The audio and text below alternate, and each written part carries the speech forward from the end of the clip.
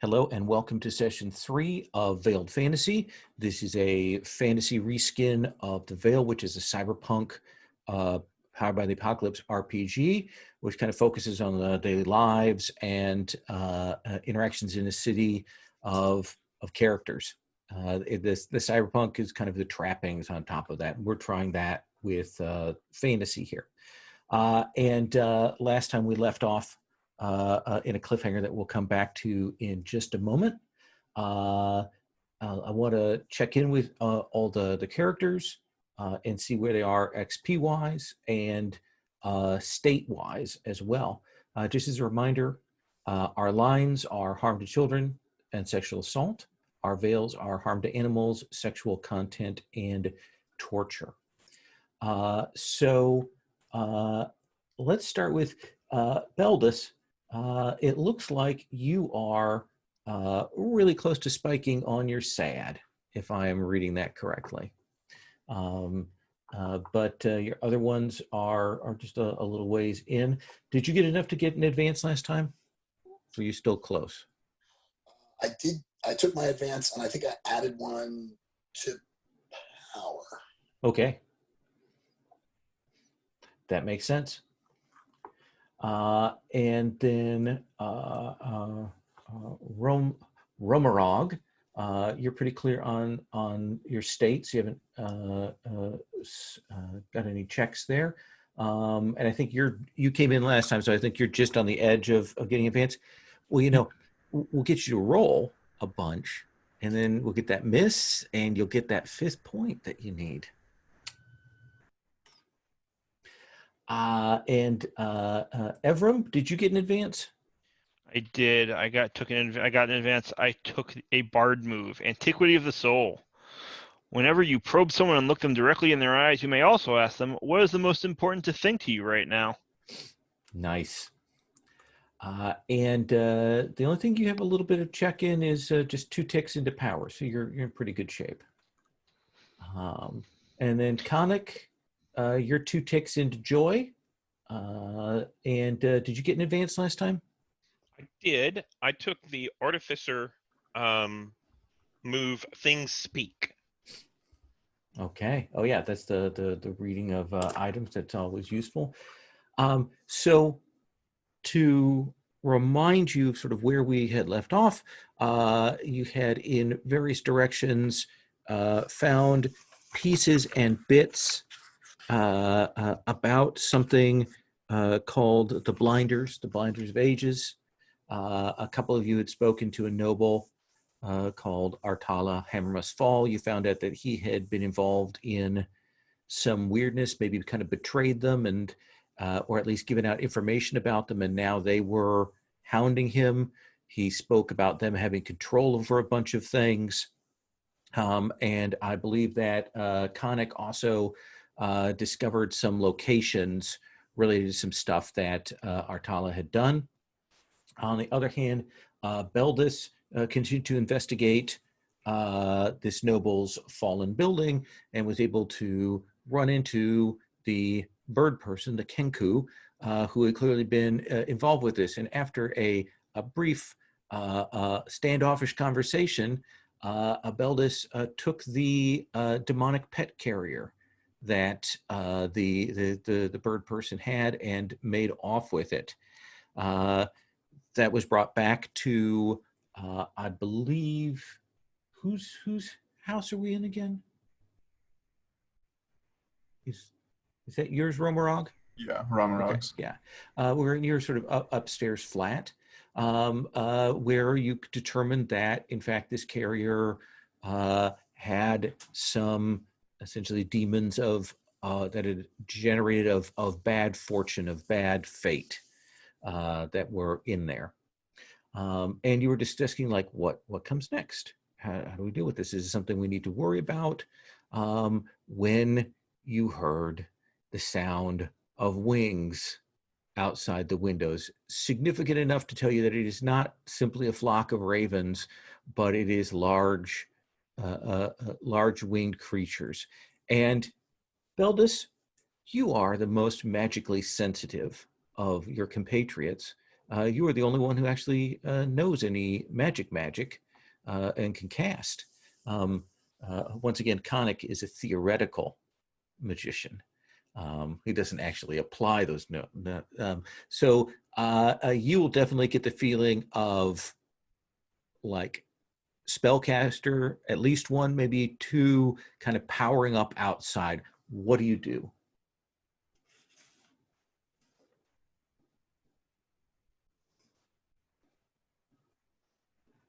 You are muted.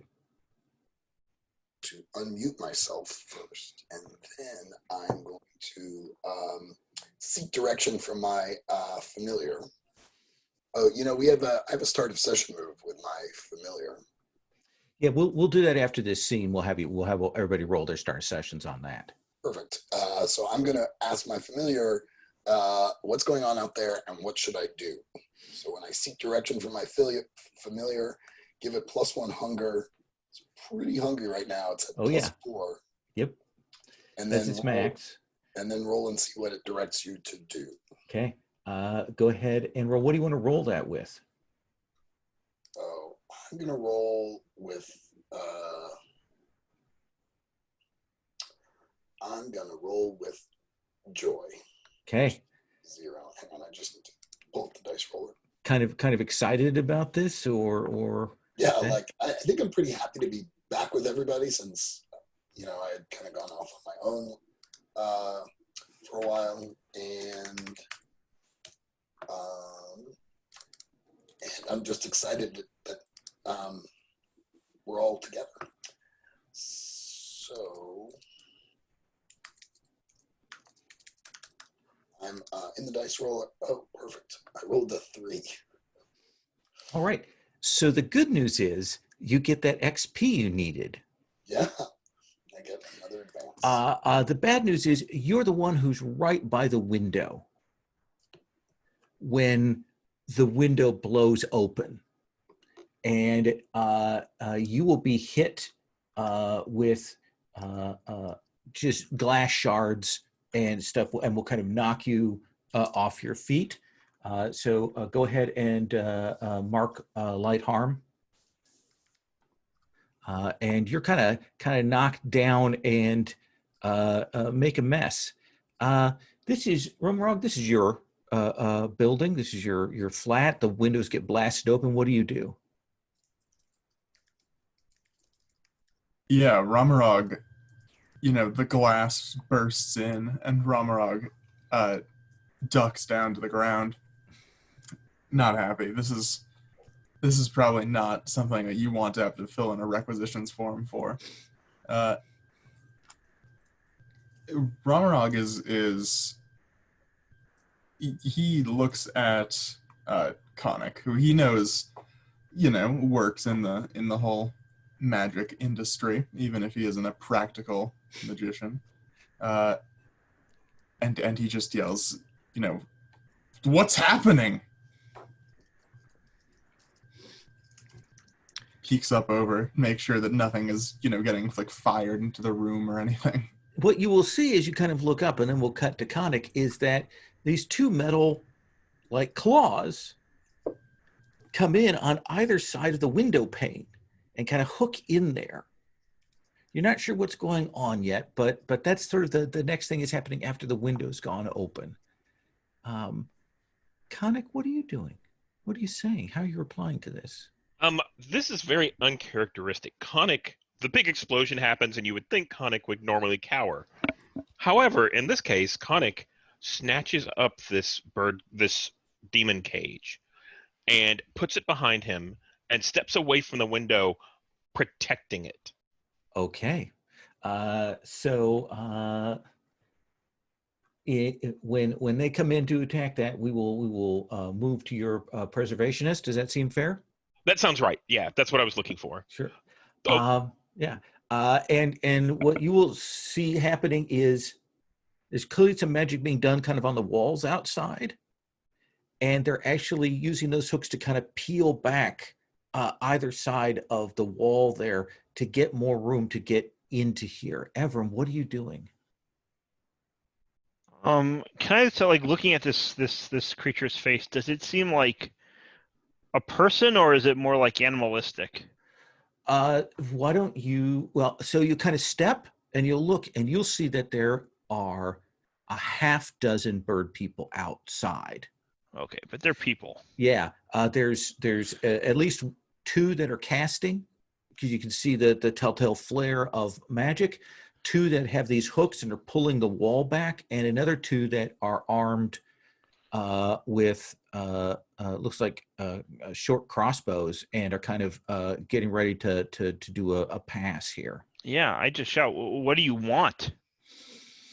And one of the crossbow people will kind of swoop by and goes, "Give us the box, box."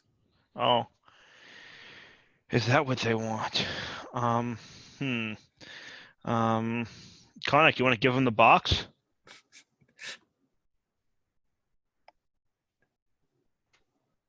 Conic says, "No, the box is ours."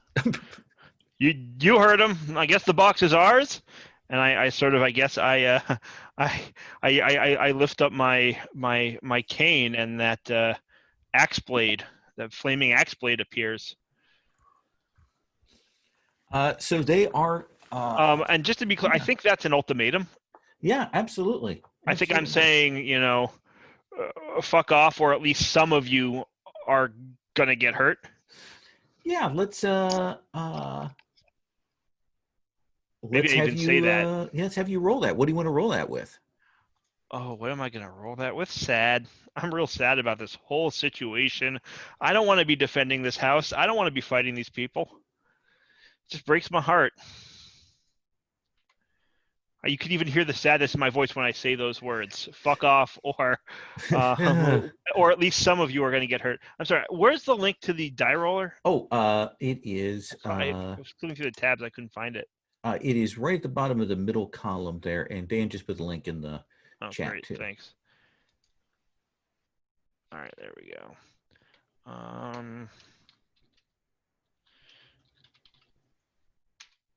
Oh, my save rules are gone. That's okay. 2d6. 2d6. I'm just gonna roll it straight, and then so that was a 9 plus 2 is 11. 11. So they are here on a mission. So tell me what it looks like when when that first one kind of swoops in through the gap, at you with that crossbow, and you deal what you said you were going to do. What does that look like? Yeah, I mean, I just take, so I have this sort of like axe, right? It's the shaft of my walking stick, so it's probably a few feet, a couple feet long, with a flaming axe head at the top of it. And so it's big, it's heavy, it's scary, it's hot. And I just, if just the one comes in, that's dumb, because I just take a big old swing at it, at them. Rather, this is a person, at them. And yeah, you'll hit them with this. I mean, this is the thing of ultimatum. They take your hit because you're in a position of kind of threatening. So this first one, you hit that one and kind of slam it back, and that's 3 harm is a hell of a lot of harm. Mm-hmm. So it goes sailing back out the window. You are in a position where I think I am going to have you roll risk, just because you've got so many other potential hostiles in here, and then but one of them goes back, and cloth and feathers and that smell of burning as that axe hits. Right. And I was pretty clear. I didn't say I could kill them all, just that some of them were going to get hurt. I recognize the odds here. All right, so roll risk. Yeah. And I think I'm going to roll that with, I guess I'm mad. Now I'm pissed off. Because, should have listened. Yep. They made me do it. I am that person. Evram's that person. Ugh. It's kind of gross. Roll the dice. That's an 8 plus 1, I think. So what I'm going to say is there is this barrage of crossbow bolts and magic, and you have to, after you hit this guy, fall back, and you end up having to, like, go out the door onto the stairwell and kind of put yourself out of position to dodge out of this, to keep yourself safe, which means that your friends are kind of, you're a little bit away from them as they're handling this next round. Does that seem like a fair cost? Absolutely. Okay. Then we come swing back, and again, just remind you how I run. I tend to do a kind of a set order, but if you're like, oh, I've got a thing I can do, we'll switch the order up. So that's how I do things. But Beldis, if I swing around to you, glass on the floor, now you see that there are 6 minus 1, 5 of these things out there. Two mages. So are these are creatures that are flying around? They're flying outside, yeah, outside the windows. It Okay. looks like what they're going to try and do is catch people with these bill hooks that they've got that they use to rip open the wall a little bit. There's another person with a crossbow and a couple of spellcasters. I think I'd forgotten about my magic. I wonder if I could use create element to create a blast of wind to knock the flying things out of the sky. You could certainly target one at least, and with some success, maybe we can do that. We would use that to do neutralize. Okay. Yeah. What do you want to roll that with? I'm going to roll that with peace, because I'm trying to end this peacefully.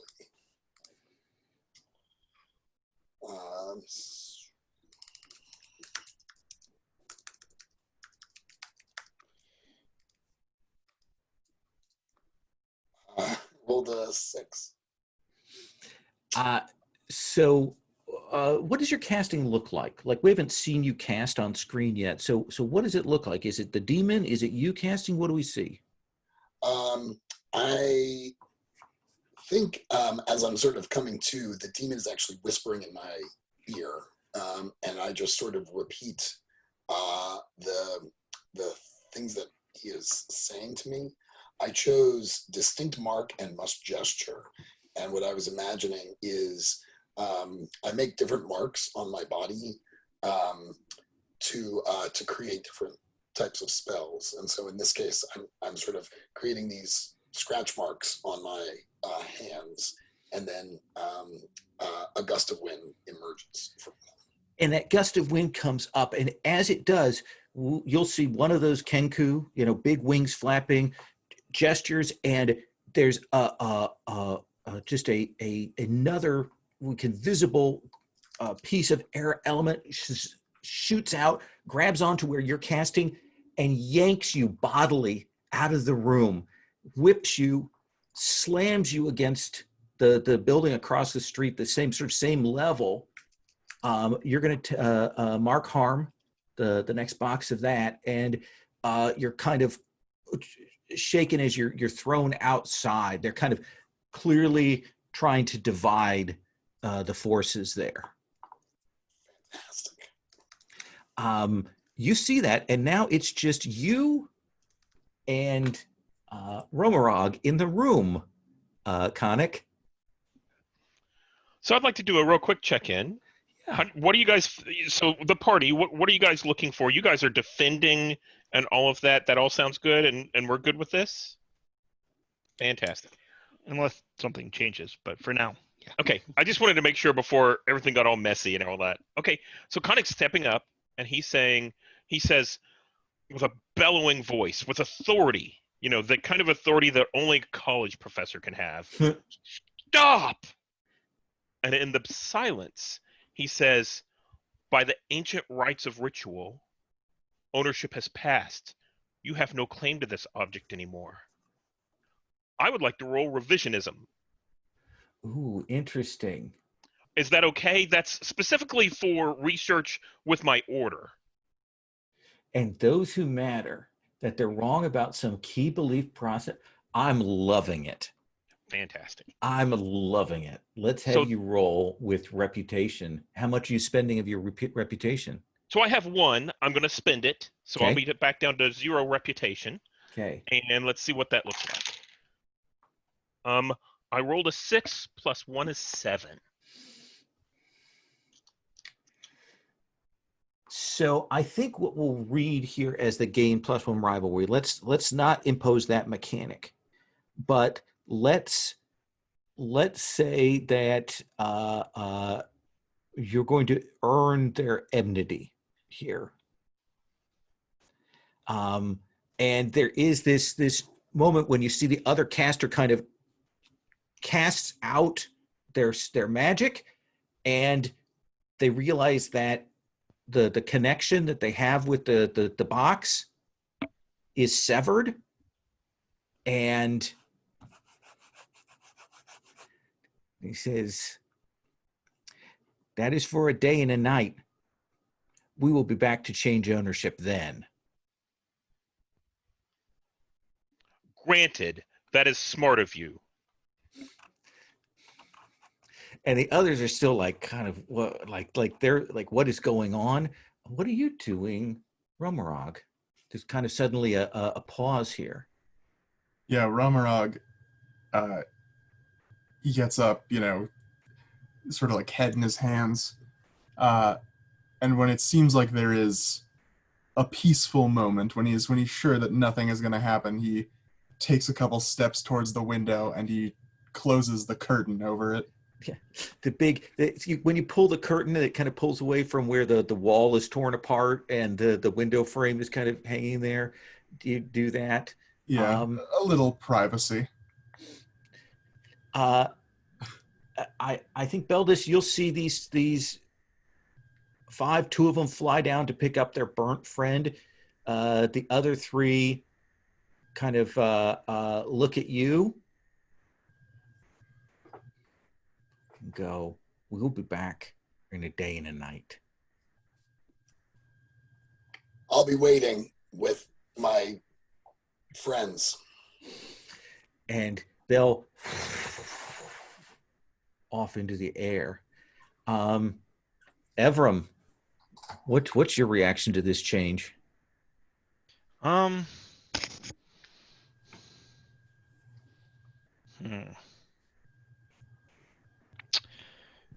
Like, are they like,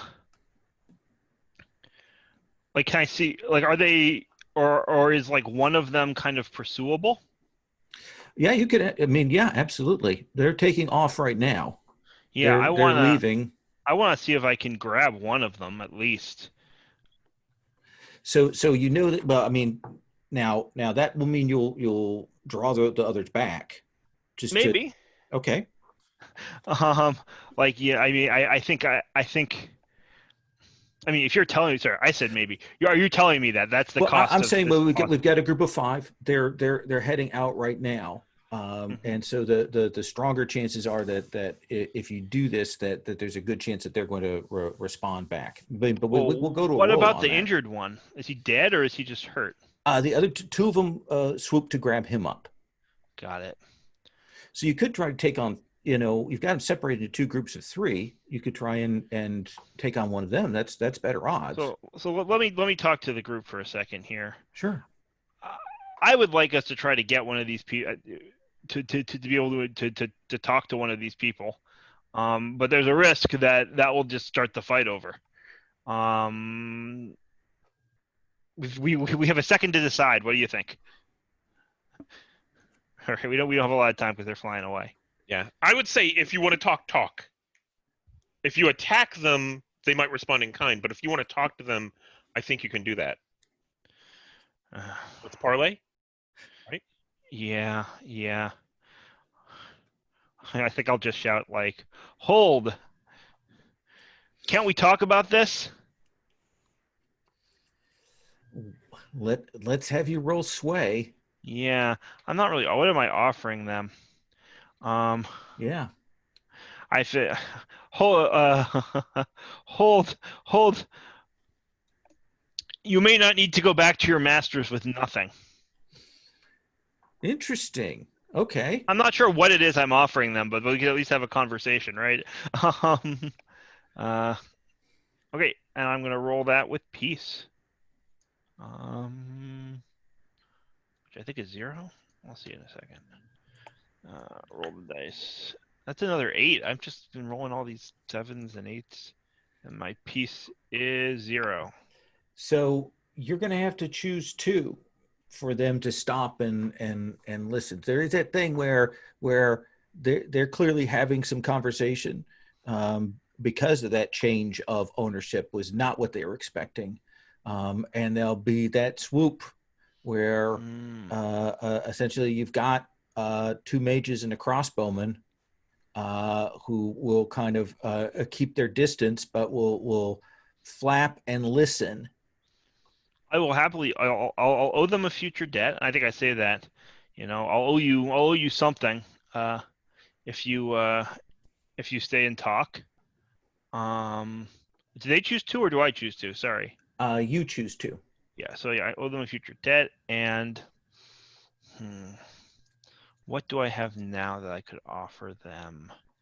I mean, the thing I was offering them to begin with, right, which is like an opportunity not to go back to their masters with not. I need to be more concrete than that, almost certainly. Yeah, I think right? so. Yeah.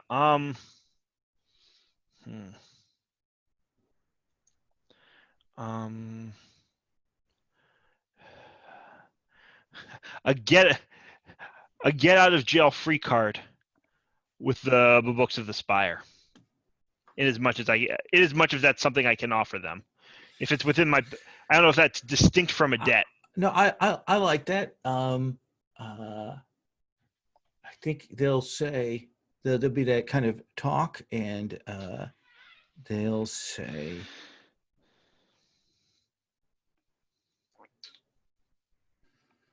"You have a minute to state your case of what you want. That is what we will do, and I am marking you." You kind of can tell that he's got some magics. Yeah. So I look him dead in the eyes. And I'd like to sort of do a quick probe and see if I can get a sense. Sure. Actually, let's check with other people what they're doing Yes, first. definitely. That makes sense. And then we'll kind of swing back to you. Cool with that. Romarog, what's your reaction to this sort of change in the sitch? Not pleased. Ramarog was more happy when they were leaving. But I think he's watching this cautiously. He doesn't want to. Right now, this seems friendly enough that he doesn't think that his house is in even more danger. But I think he is watching closely. I might want.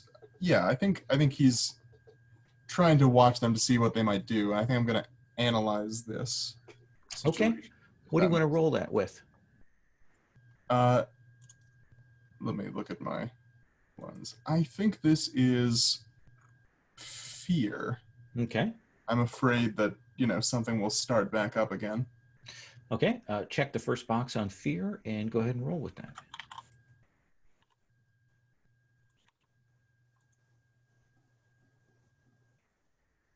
That is an 8.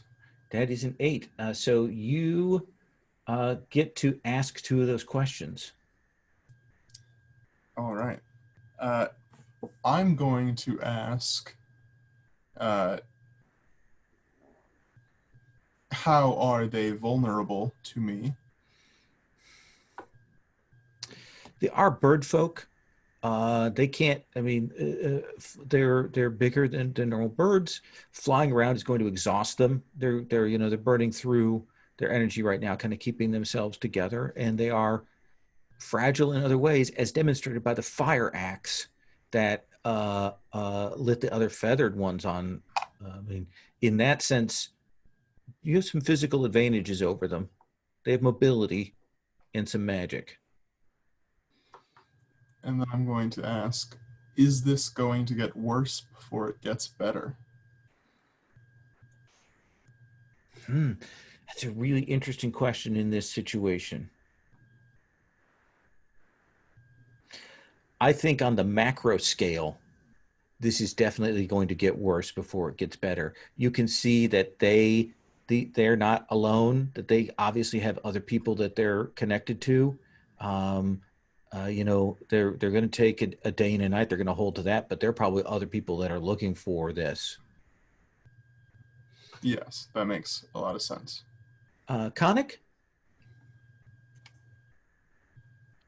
So I think while there's a lull in the conversation, I'm going to frantically turn around and examine this box. I've looked at the runes and runes on it and tried to examine it a little bit. I'm going to use my new move, Okay. and I'm going to ask some questions about it. Oh, absolutely. I definitely want to see you roll laying hands on a demonic box. No. So I'm going to do that with power, Okay. because that makes sense. So let me check that. And you said for the thing before, you didn't want me to increase my rivalry? Yeah, don't worry about your rivalry. We'll do that as essentially that they are noting you as a person to mess with. Okay. I rolled a 4 plus 2 is 6. +2 So is on a 6. failure, on a miss, it will ask you one of these questions and I will answer. You put your hands on it to read it, and the box, there's this kind of screeching of fate, and it says, what path did you not take that you wanted to take? Whenever I was very young, no one knows this, but whenever I was very young, I had 2 options. And I thought staying in school was the best option. But I could have trained with a traveling troupe. And that traveling troupe would have taken me far and wide. But I think that was my chance to learn real magic. And I think you'll have that moment where you get a vision of being on that troop, of the joy of being out there, of the friends you make, of the lovers, of the family you would have had. All of that kind of comes in a flash to you. And anyone who notices, I think in the camera, as the camera's kind of moving between different people, I think you see Connick kind of bowed over, leaning over this box, and maybe you see a couple of tears kind of stream down his face. Beldis, before we swing back to Evrim, what are you doing? What's your reaction to all of this? I'm a little frustrated because these are the things that just pulled me out of the apartment and threw me across the street. Yeah, and they're still around. And I really wanted them to be gone.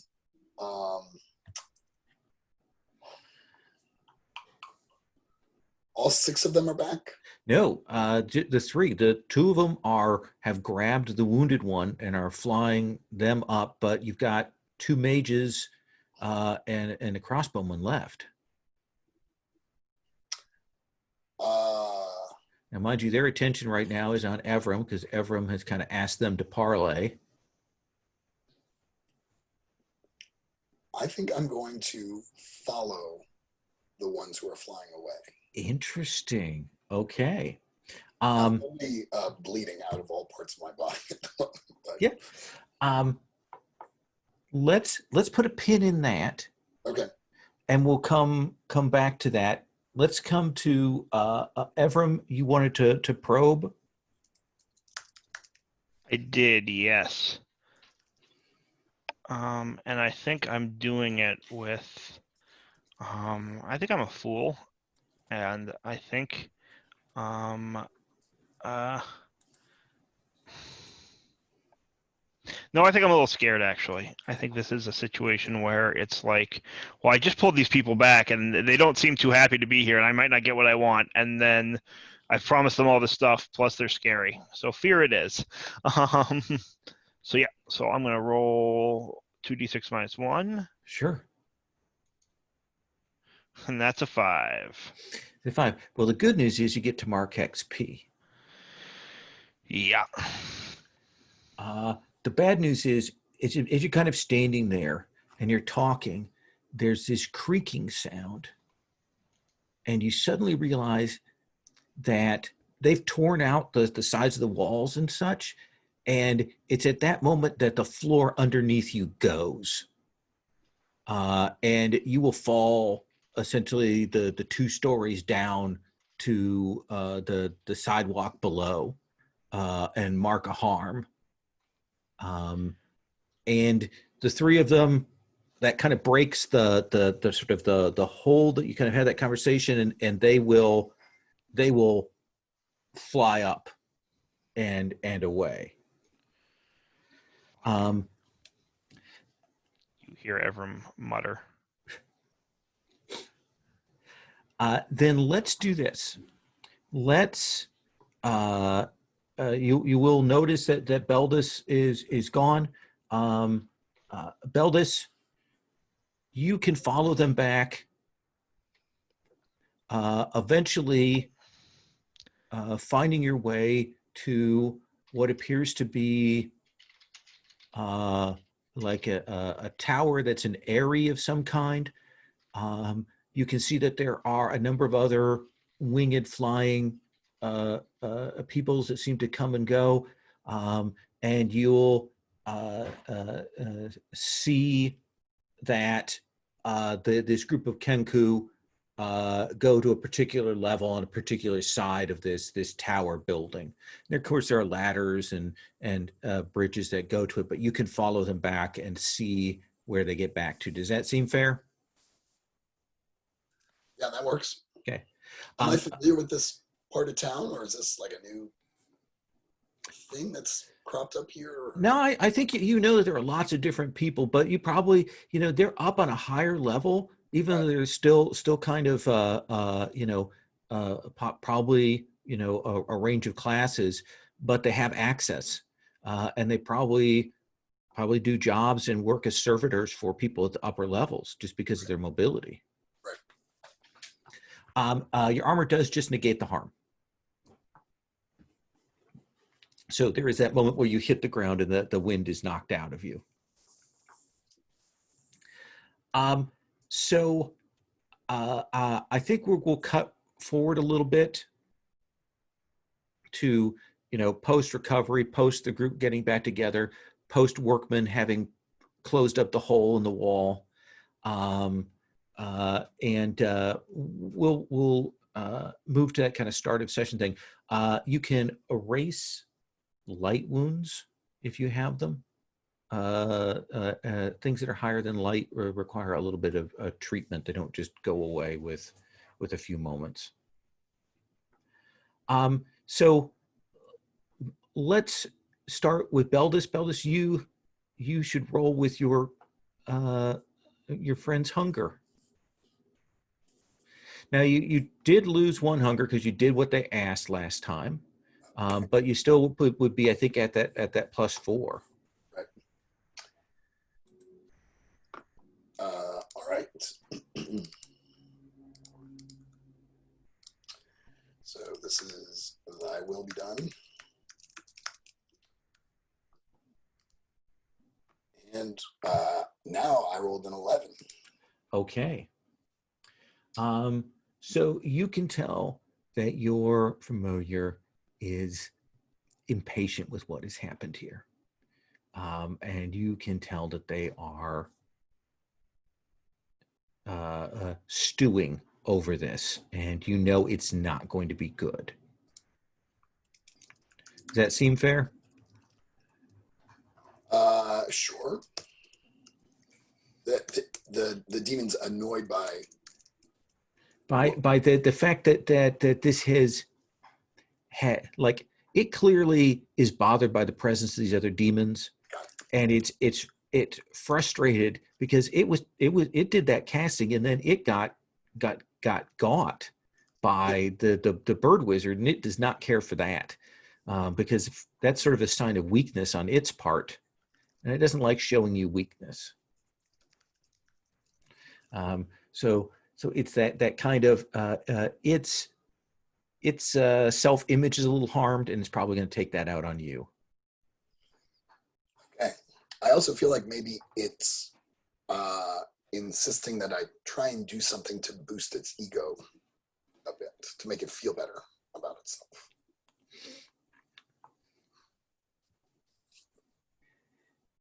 Yeah. What kind of thing would appeal to its particular ego? You know, you have more experience with what would it ask you to do? We'll start with that as the sort of the first quest here. I think it would.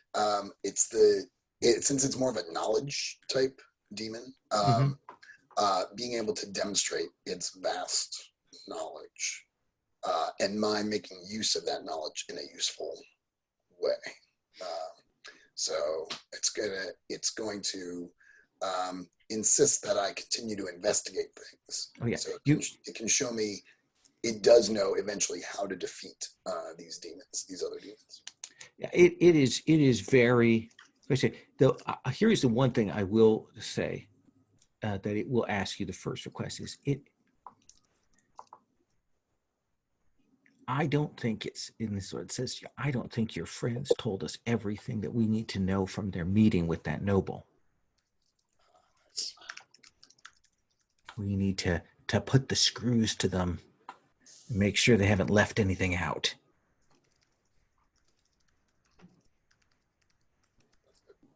Okay.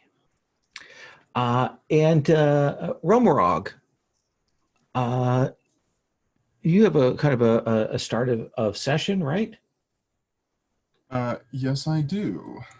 And did you complete the task? It was a pretty open-ended task. Yeah. Do you want to go and report in on this? Yeah, I think that makes sense. Okay. So I have to roll for black marks. Yeah. Which are currently at 0.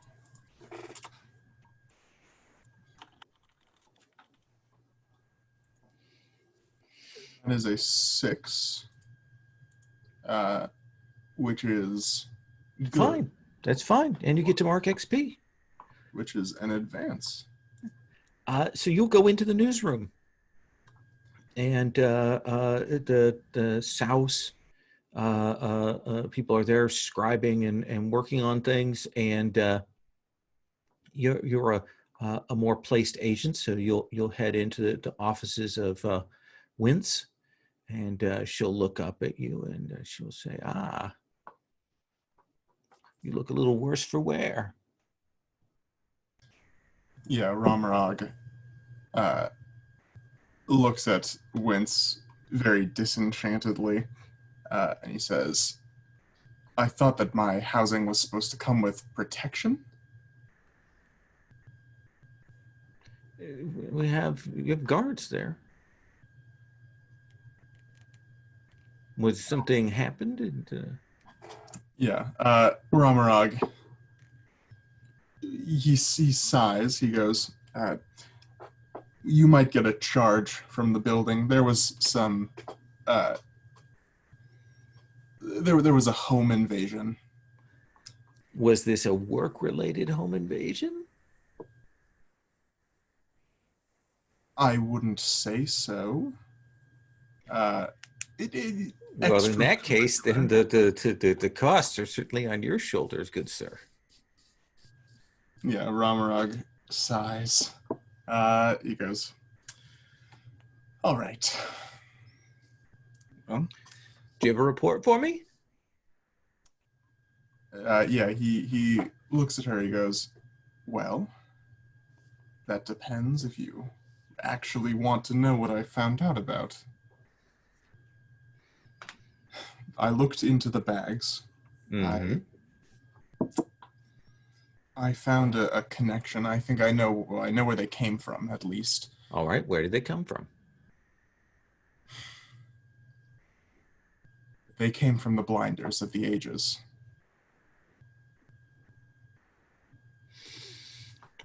All right, here's your coin for the job. Ramarog takes it, with a very stoic face. He says, "Is that the answer that you were looking for?" That is an answer. Don't write anything down.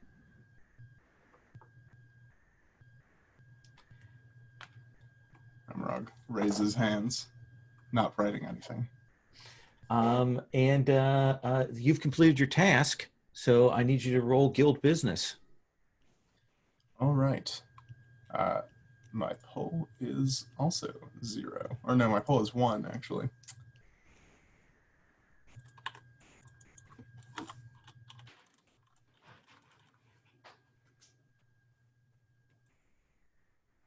And that is a 9. That is a 9. Let me pull up the sheet with the job types here real quick.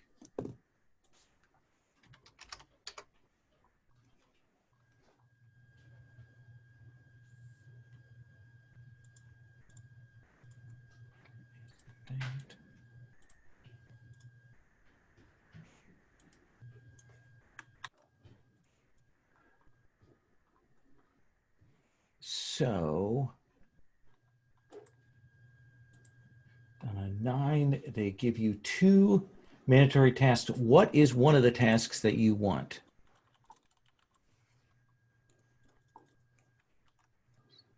What is one of the tasks that I want? Let me...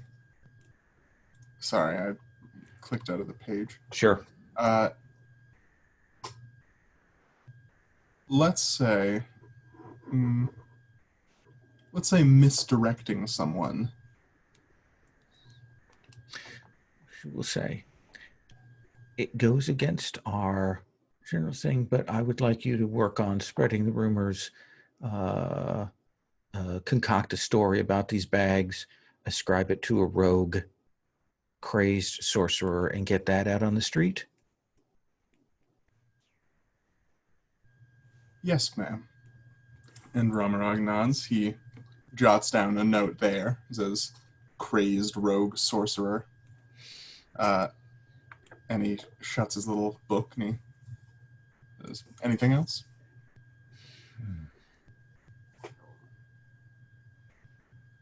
Oh, have a nice day. I have another task for you as well.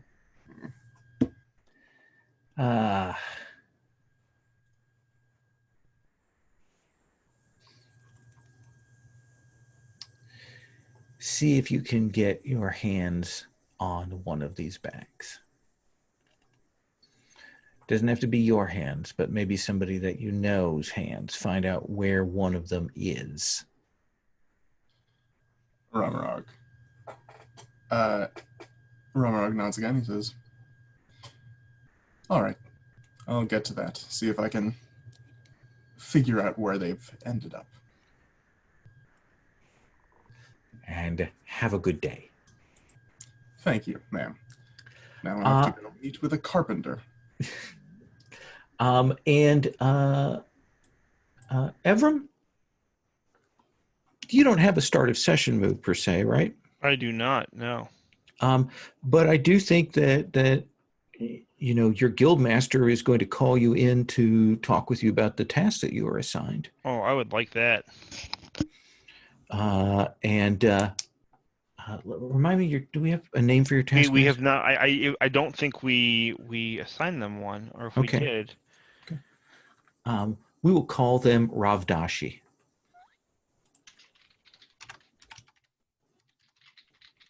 Dashi pronouns? He, him.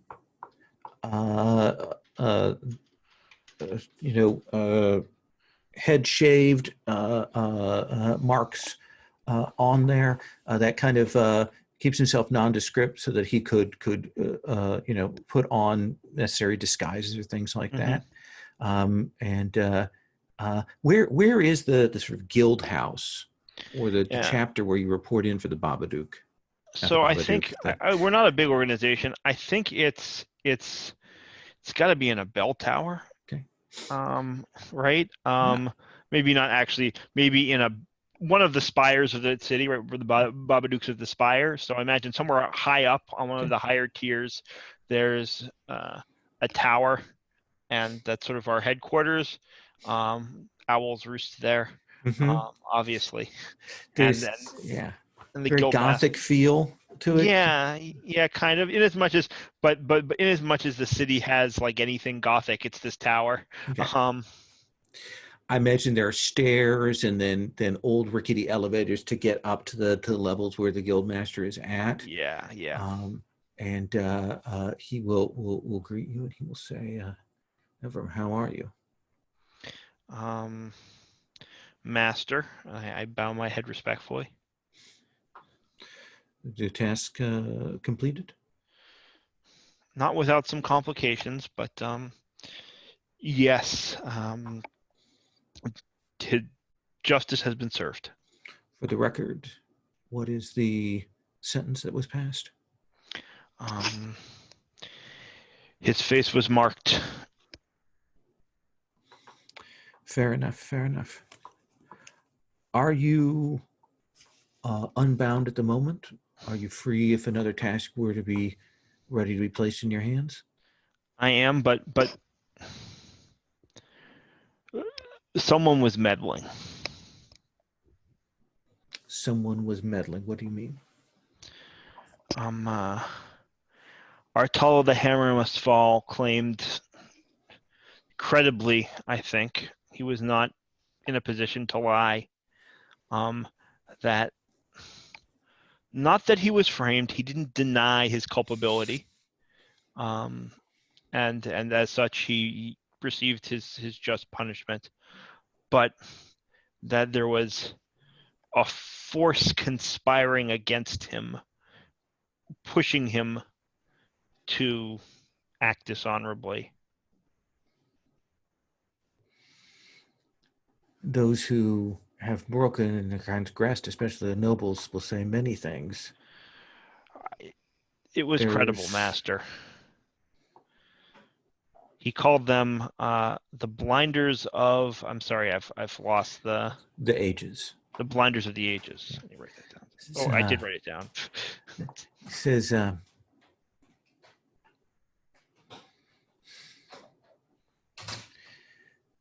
"That's not a name I know. Let me see what I can find." In any event, I performed my duty and I will continue to do so, but I thought you should know that someone might be interfering in our work. Are they interfering in our work, or are they interfering with the lives of these nobles? I laugh at that and I say, if it were just the lives of the nobles, I couldn't care less, but they certainly interfered with my attempts to perform my task.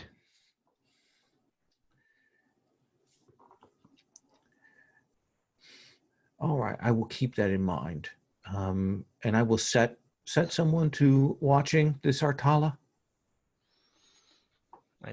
That seems wise, sir. The task I have for you is another noble. Obviously, our mandate, by the name of Kasala Undairan. He has been always known as being temperamental and controlling, but recently he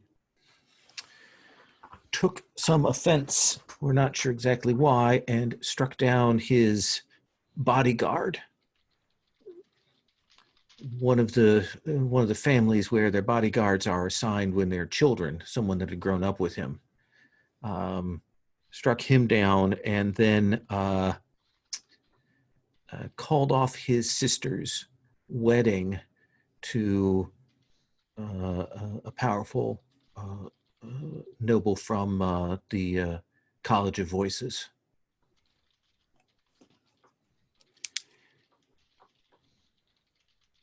That's apparently caused a great deal of turmoil there. They were oath bound to perform the wedding. Exactly. And it is his wish and his voice that has broken this oath, not his sister's. I see. Yes. So, you will look into this? Absolutely, Master. Go with the wings. I silently nod and Let's come to Conic.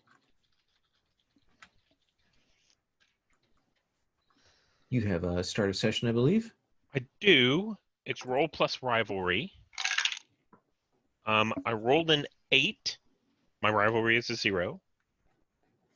And that says on a 7 to 9, I hear rumblings of my rivals acting against me. Name who is whispering about me.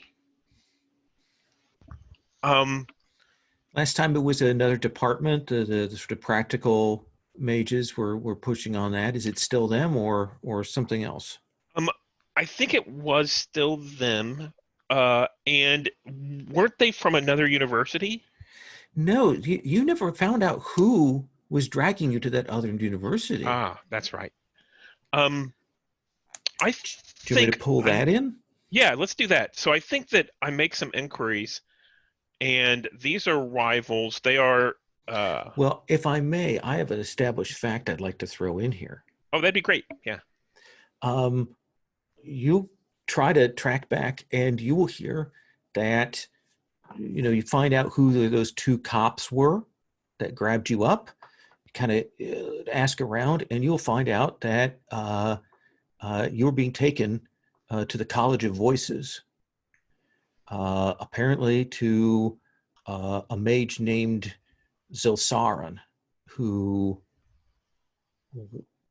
had put out word that he wanted you grabbed up and brought in. And you're still not certain. You've never crossed paths with this guy.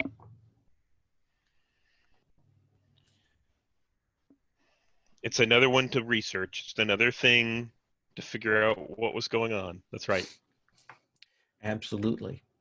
Let me ask everyone the other sort of start of session question about your lifestyle.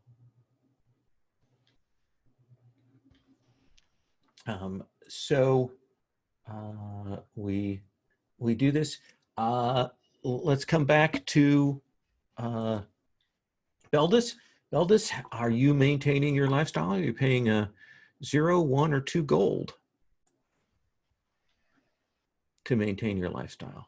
I think I need to pay 1 gold, and I'm hopeful I earned that last time when I was. Yeah, you earned a gold for that gig you did, so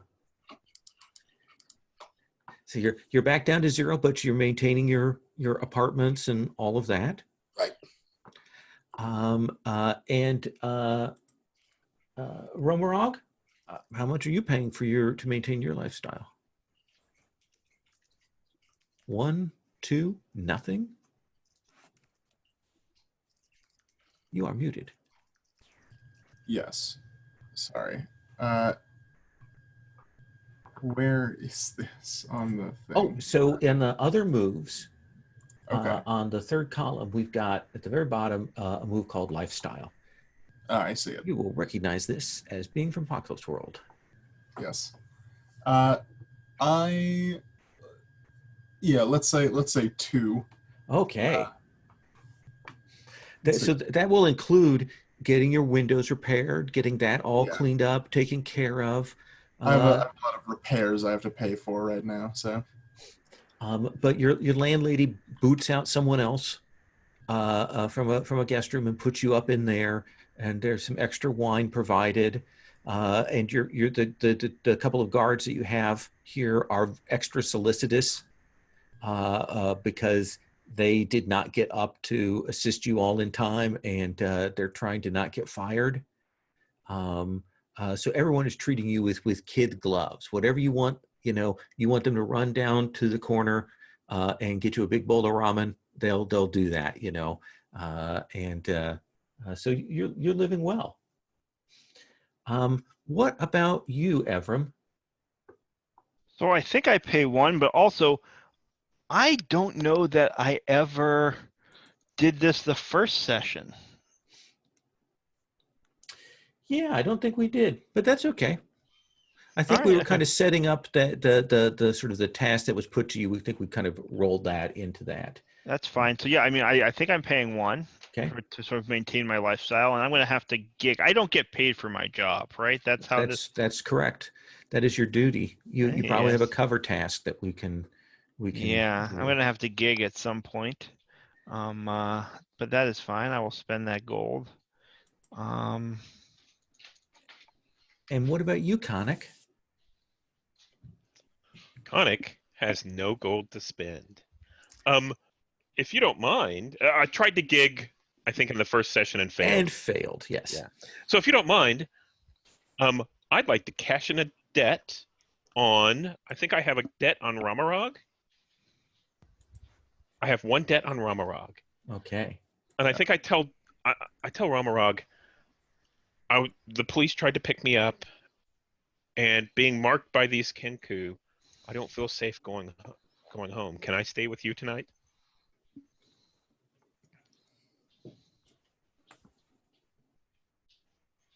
Yeah, I will.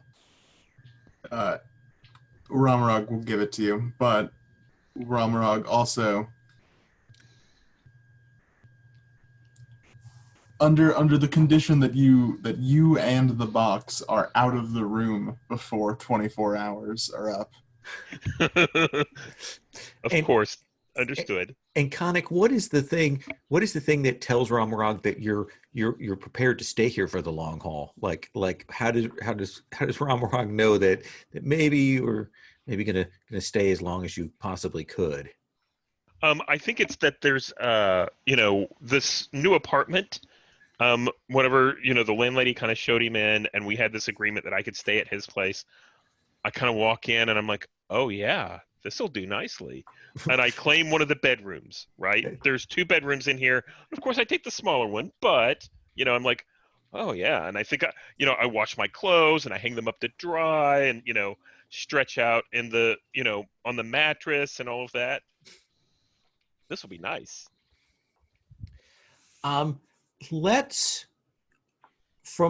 hard frame the group together for a conversation, and then we can figure out how, if people want to do individual things or we want to split into pairs and that kind of thing. I assume, Romarog, you don't want them to all meet at your place again. Yeah, Ramarog vetoes that. So Beldis, what is the place you suggest for the group to meet? Is it a restaurant? Is it like a town hall, park? We could meet at the restaurant that I work at. Okay. Which I'm looking through my notes to remind myself. Oh yes, the Abacus and Loot. Yeah. And I'm about to go back on shift, so I say, why don't we meet up there just before my shift starts so we can do some planning. And if you're there early for your shift, your boss is pleased and say, yeah, you could take the table in the corner. Absolutely. Yeah. Go and do that, What's one detail about this place that tells us something of the character of the Abacus and the Loot, Evram, that you notice when you come in?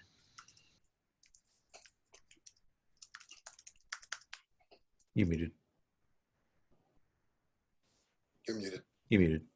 Sorry, I thought I clicked unmute. I think it's the remarkable lack of either an abacus or a loot anywhere but the sign. Absolutely. You come in and there's no motif for it. There's no sign of it. There's just nothing. The drawing isn't even repeated on the inside at all. Yeah, it's like someone found the sign like leaning up against a building and hung it up because it was what they had. Rumrog, what is the defining smell of this place? I think it smells oily, like there's they have some fryers in the back that have been running all day, and they never replace the oil in them, and it just there's a reek that just permeates the room. And so within this fantasy Waffle House, Stephen, what is like? Is there a daily special, or is there like a house special that is there that you're like, that seems odd? Yeah. I think here there is it's a special. It's not necessarily daily. It just swaps out, and you can tell that they've got it written up on, like a placard, and they wipe it out, and you can see what yesterday's, was written up there and then wiped out. Today's is exotic omelets, and that's all it really says. And knowing what I know now, I'm a little curious what kind of eggs these are. Yeah, and you do hear people go, well, but what do you mean by exotic? Exotic, it's what it says on the board. If you have to ask any further, you don't want to order it. And then your boss heads on there. So it's the four of you talking. Some food is placed out in front of you, a water, and you're in a place where you're pretty sure you can't be overheard. And you can talk about what your next plans are. And I think the first thing that happens is they all sit down, and Connick pulls out his notebook where he has laid down all of the information that we learned yesterday and last night. And it's very well noted and written down, and, footnotes and marks and all that kind of stuff as we go through it. Just for everyone's satisfaction, just for the help. Yeah. And Belvis, I say, Kana, can I take a closer look at those notes? I mean, I wasn't present for the conversation yesterday, and this seems like a very thorough accounting of it. Absolutely. And I think so it's written, in a very scholarly manner. This is going to be published one day. It's a lot of passive voice, right? So it's like, so I feel like we're sitting opposite each other. I grab the notebook and I spin it around, and I'm sort of gesturing to my demon, like, hey, Yeah. here's everything that went down. Your demon scurries. Turn the page. It moves its lips when it reads. That kind of bothers you. Turn the page. Tell him this citation is wrong on page 6. You'll never believe Tell him this citation is wrong. I demand you correct him on this. He seems adamant on this point, which is your second request. Connick, is it possible that maybe there's a problem with one of the citations down here on page 6? Of course not. There's no way that it could ever. And I think I look and I'm like, I slam the book closed and kind of put it away and say, it does not matter. It is fine. It will be fixed before we go to print. So that's another hunger off for you. Oh, good. Thank goodness. I sort of say under my breath, I hope you got what you needed. Yes. And the demon says to you, he has a location he saw in the books that this person had. This last one that he sent people to. You and I should go there and see what's there. After your shift, of course. Okay, which location was this? Like, Connick had found a book that detailed the sort of expeditions that that the Hammer Must Fall had sent, and like that the last one was kind of weirdly marked. It had location, and then like clearly something had happened there. Okay. Location in the city. Yeah. Apparently Artala was looking to like raid his old like family vaults and other sort of secret stashes that he'd found in his family papers.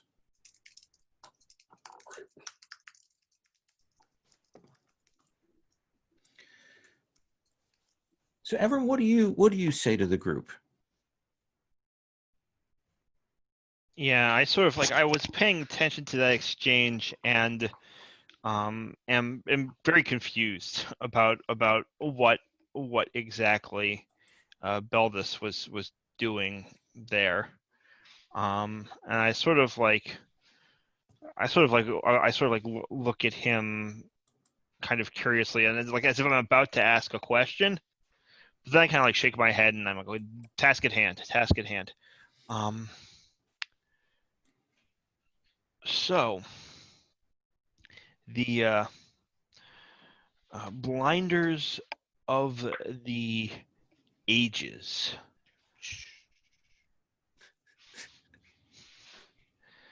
What do we know?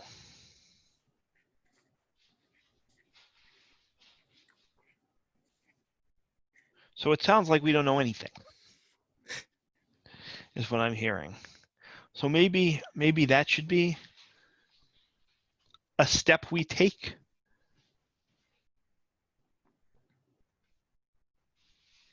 I'm not hearing any agreement or disagreement. I can go about my business. I have things to do. Ramarog, he nods. He goes, "Well, it seems to me like the easiest way to figure out where they are and what they're looking for is to keep tracking those bags. You know, if they were given out, then they'll want to know where they are. If they were stolen, then they'll want them back." Have they shown any interest in collecting the bags? They seem much more interested in the box, if that is indeed who was chasing it. I guess we don't know that even. Oh no, we were told that the bags were being picked up by your earlier mark. That's right. That's right. Yes, so I think that they are very interested in where these bags are located. Although I think I only have a lead on one of them. So we could potentially either follow the lead of the one bag that I know of, that we can see if we can track it down, or we could research this organization that should not be named. I mean, we could do both. I think there's I have some work to do, but I'm hopeful that I might maybe kicking around. They've maybe kicking around might shake something loose on that end, and someone else, maybe you, Connix, since you know something about it, can look after the bag. Romarock also had an interest in the bag, if I recall correctly. Yeah, we can investigate that if you look down at the leads. So I think Konik looks over at Romarog and says, well, I kind of have a job to do. I need to, find some stuff. I might be able to make quick work of that, though, if I sell the demon box back to the university. That might be good. Wait. I put my ass on the line just so you can make a buck on the box. I thought there was something important about it. Of course. We do not deal in unimportant objects.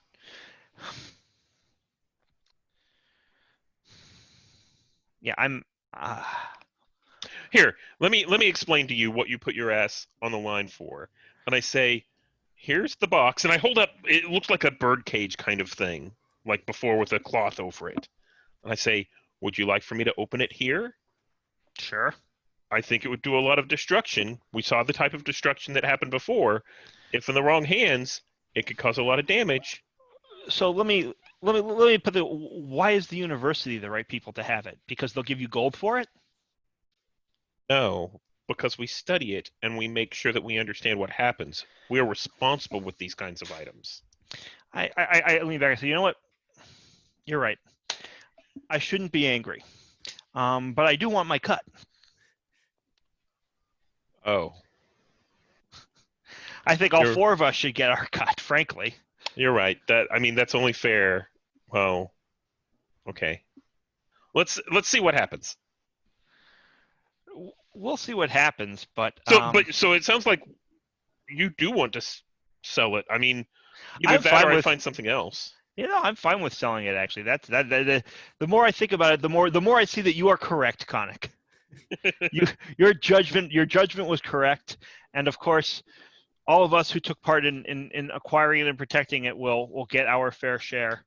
You know how important it is to pay your debts, and there's an edge when I say that.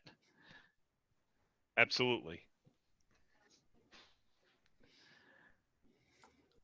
So it sounds like we kind of have a strategy for where we go next. Let's take a break, and we'll kind of start with Connick and whatever sales he might do there, and figure out what the split will be. Okay. Mm-hmm. So are the rest of you okay if we end up selling this? I think my demon's pretty worried about you selling, like letting this out of your sight without being destroyed. So I'm getting an ear as this is all going down. This is all going to be terrible. I'm getting we an need to destroy earful. it. We need to kill the demons that are in there. Yeah. And Ramarog, do you have any preferences for this? As long as it's not in my house. Okay. I think Ramarog wants his personal property out of danger, and he's more than happy with anything that fulfills that goal. Perfect. Okay, thanks.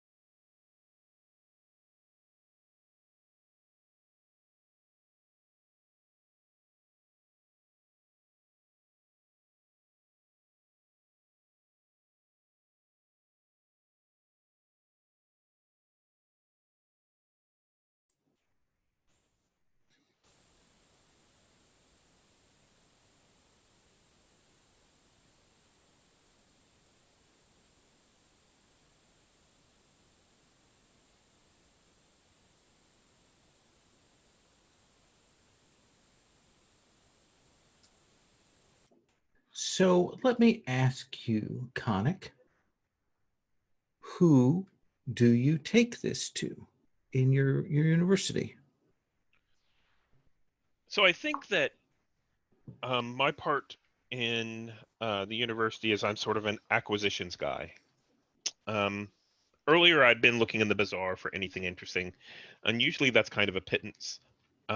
If I find anything that's unique, there, it's going to be fairly commonplace. It's going to be something that gets filed away. It's not going to be anything too exciting. This box is very exciting. So I take this back and I go directly, I bypass like the normal, it'd be the equivalent of like the librarian at the front desk. Mm-hmm. And I go into like the master librarian. Um, I do the correct thing. I make an appointment and make sure that they are aware that I've come across something extraordinary. Mm-hmm. Do you want me to give you a name? Yeah. Give me a name for this higher placed person in your school. Yep, this is Fenbari, Fenbari. Pronoun she, her. And Fenbari is a little bit of a hard ass, but understands. You come to her with a trinket, and you're not worth her time. But I think this is worthwhile of her attention. And you'll bring that in. Uh, uh, you'll go through the scholarship on this. Her eyebrow arches. She always keeps a poker face, but she does lean forward. That 5 degrees that tells you that she's listening very closely. And she will say, "And you've prepared some papers theoretical on this already?" And I say, I have some notes, and I kind of pull out my notebook. Mhm. They haven't been officially um, published at No, this no, no, point. no, absolutely. But you're going to have this as a work you're going to proceed with. Um, I can certainly start the basis if you would like for me to continue with this. Well, It would, I'm merely inquiring. I know yes, you've been working in more minor acquisitions of late, and to have something major come across to work on is an important step for you. yes, um, this would be a great work for me to work on, and would be a great stepping stone for me to go forward with, given Absolutely. your approval. Well, certainly, certainly. And the acquisition cost? Well, this wasn't a cheap item, and you must know that the ownership is only transferred to me for, I think it's a day remaining.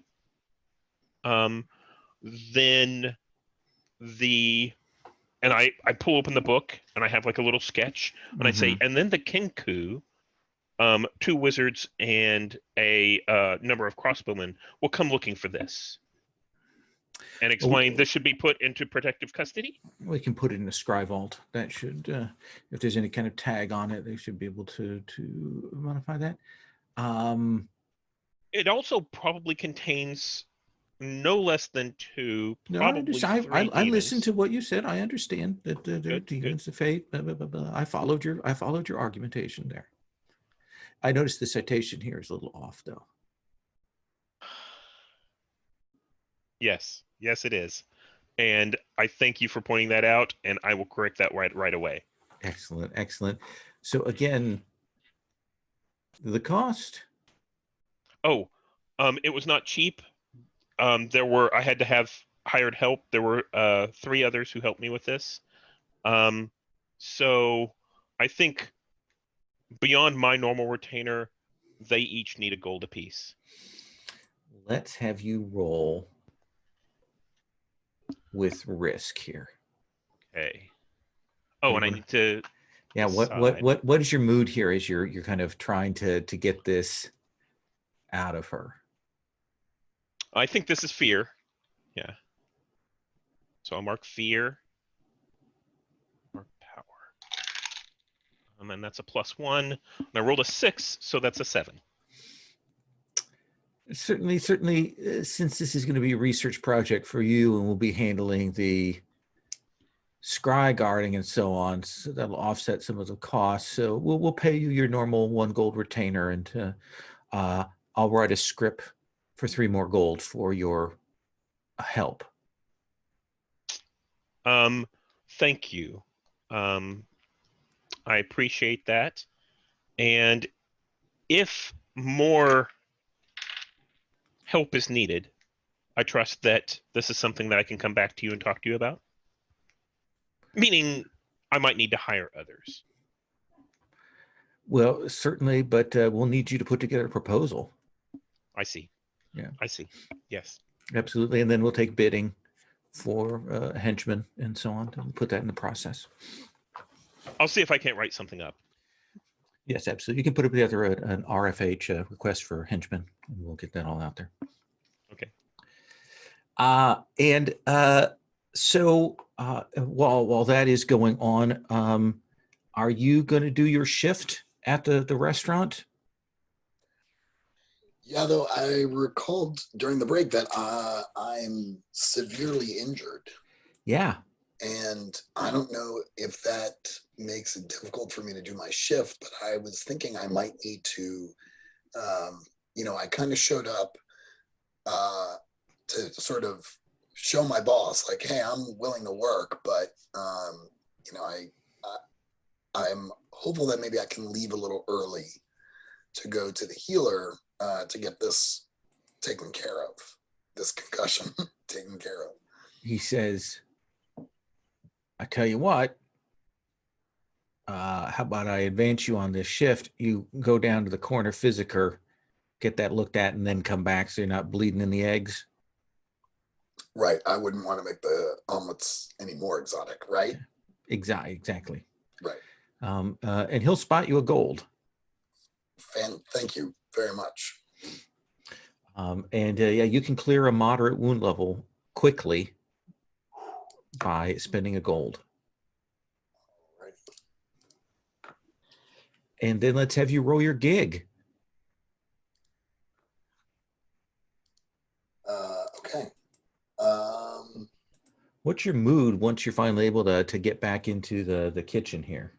I'm afraid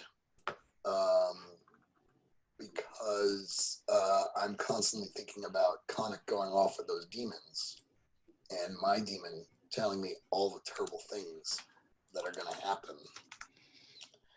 So that puts me at a -1. Oh, but I rolled a 7. So you will get your standard fee of gold, which has already been advanced to you. So you end up with a net 0, but you are healed. Great. Evram, what are you up to? I do want to go talk to the person I'm supposed to be going after, but I think I need a gig. Okay. And what is it? What is your side hustle? So I think I'm a PI, like a fantasy PI. Okay. Like, it's not like what I do is investigation for the order, so it's a good cover.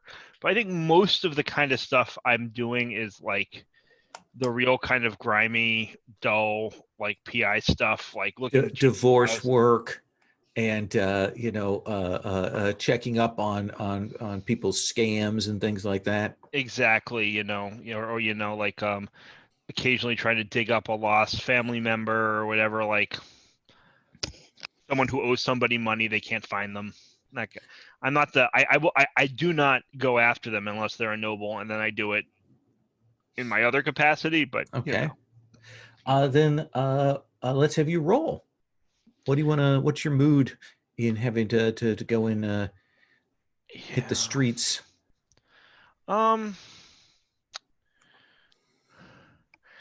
I think it's kind of mad. It annoys me that I have to do this. It's like sort of the bottom line. Like, you got to make a buck, but it feels grimy, and I feel like I'm using my skills not to good purpose. So I'm mad. Okay. Like, annoyed is a kind of mad, right? Yeah. So that's a 7. That is a 7. So yeah, you've got a job, tracking down a deadbeat uncle who took off with some of the family stuff, and it's boring. It's going from person to person. It's tracking back. It's finding out, and eventually tracking this scummy guy back to a flat. You find out that he's already burned through what he took at the gambling house, but you lay hands on him such that the rest of the family can get a hold of him, and they hand a gold off to you to cover your work. Great. That was what I was looking for. I thank them. And then what about you, Ramarog? Yeah. I think we see Ramarog. He's gonna call upon his underlings. Yes, sir. Yeah, he gets his underlings from the office. And They look like newsies. They got the caps on and stuff. Yeah. Yes, we're ready to go. They'll fit in well. He hands them each their proclamation, which is the rumor that they have a cousin or they know someone who's friend or whatever.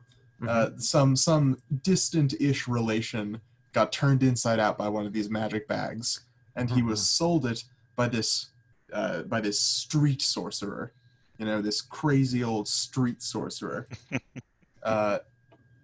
So I'm going to send these urchins down to go spread this rumor around town that someone has died of one of these bags at the behest of, and they know who did it. Absolutely. So yeah, you'll put together a script. Let's have you roll ultimatum, because you are spreading some word out there, and you are kind of messing with some dangerous folk. So let's have you roll with that. What do you want to roll that with? I think that's with power. Okay. These are my underlings. Yeah. This is something I'm good at.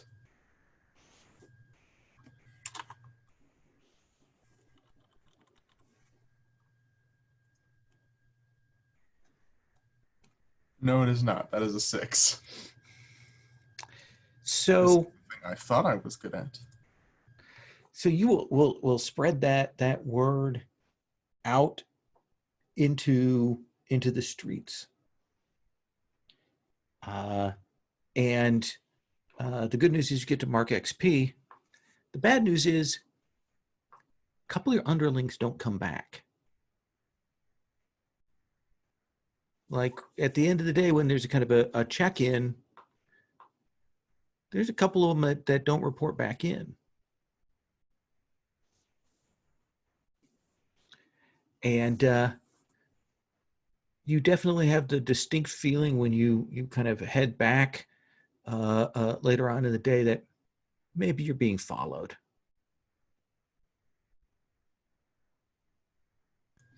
Yeah, I'm, glancing around my shoulders as I head back to my guest room with my new roommate. Yes. So should we, with the gigging out of the way, should we bring people back together, or should we do a once around on individual actions? What do you think is the best way to handle this? Do we want to pair up anybody on anything they're carrying out? I was hoping to see if I might call in a debt from Beldis to maybe serve as additional muscle in going to talk to Kasala Undiran, yeah. You willing to do that, Beldis? Yeah, you don't have anything else that's more important right now? I'm being told I have so many things that are more important, but I have learned to ignore that voice. Oh, I spelled that name very differently. That's okay. This is the problem with fantasy names. Then let's do that, and then maybe we can put since they are literally together, maybe we can do Ramarog and Konik on a scene or an action together. Does that seem fair? Sure. Yeah, and if Ramarog's up for it, one of the scenes I was thinking about with Konik was going to check out things in the university potent relic vault. Because that's of course where the last known bag I knew of would be. We'll go find it there. Yeah, perfect. Absolutely. So we'll do that wipe up to the two of you, Abeldis and Evram, heading up to the noble area. What is it you're telling Beldis? Yeah, I mean, Beldis knows what I do. First of all, I'm going to erase a debt I have on you because that seems reasonable. And you owe me a lot of debt. And I think I say, I just tell him, look, I've got this. Let's call them a client. It's not exactly right, but who an oath breaker, who I need to have a word with. But my understanding is that they may be a little bit of a tough guy, and it's just good to have someone get your back. I also wanted to ask you about something that happened back at the Abacus and Loot. You're muted.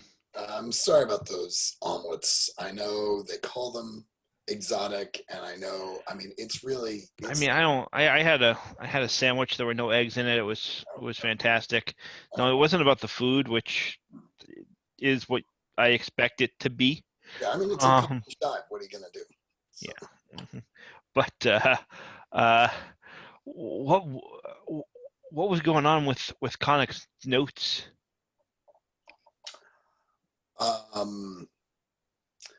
Right. No, I just felt bad that I wasn't at that, conversation with the rest of you guys. So I just wanted to kind of get up. No, I look. I don't trust him either. I understand why you want to get that double check. That was what I meant. Not why did you want to read them? What was the way you did it? The correction. It didn't seem like you. Well, just because He knows. Push him off the elevator. Is he on the way to be sure? I'm not. I'm going to probe you now, if that's okay. I just really want to roll probe. Okay. But first time today. Yeah. Okay. What am I rolling with? I think it's peace. I think to my mind, this is just kind of a chill conversation. I just want to get a read on you. Do it all the time. And that is an 8.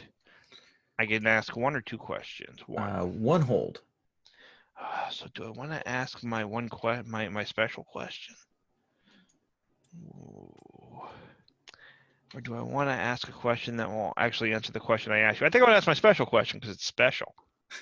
Go for it. Which is, what's the most important thing to you right now?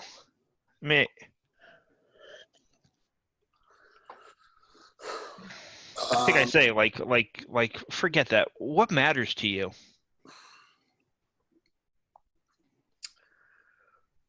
What matters to me?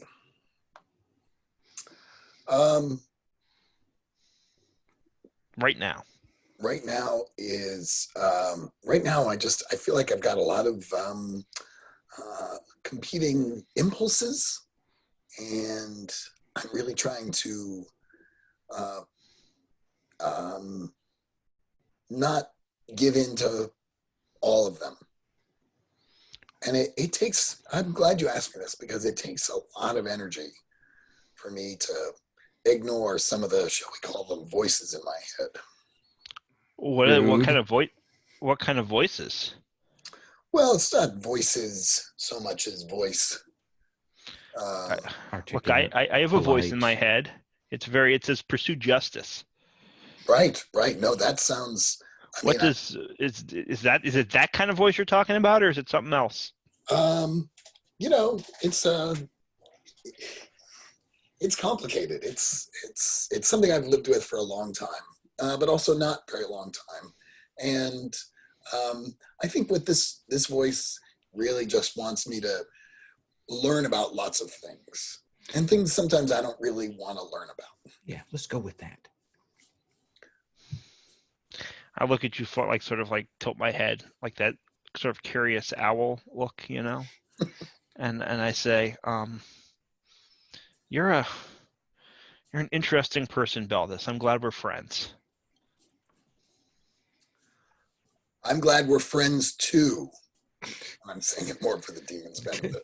All right. Don't push him off. Okay, not now, at least. And the two of you will arrive, on one of these nobles levels. These are a little more older estates, a little bit nicer than Artala's. Gardens and grounds and high walls and so on. Several interior buildings. Past that. What is your method of entry? Are you going to try and talk your way in? Are you going to go over the walls? What's the I always try the front door first. okay?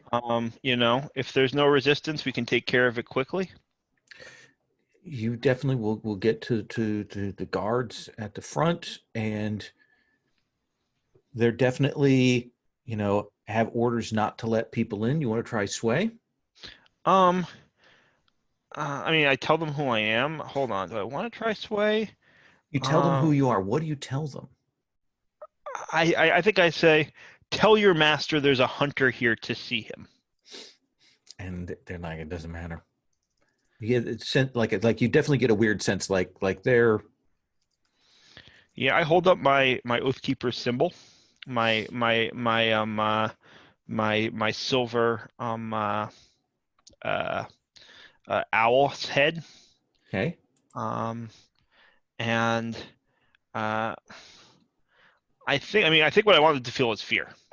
Sure. Like, I want them to be like to recognize my power and be afraid. Let's have and you so I'm roll. going to roll with power. Yeah. I think, Lowell, at the same time, I want to send the demon in. Okay. So I have a spell called Clairaudience, and I think the way this works is the demon goes and listens, and because of that, I can hear. Yeah. Let's resolve his move, and then we'll kind of do it like a probe or analyze move, at a distance. The Clairaudience allows you that fiction to do that. Okay. That's an 8. That's an 8. So I think they are scared. And they'll send someone inside. They're clearly not gonna just kind of let you in, but they will send someone in. So what do you want in terms of a move here? Do you want to just follow where this guy goes, or what? Or do you want to do like a probe or an analyze? You're talking to me. Yeah, I'm sorry. That's fine.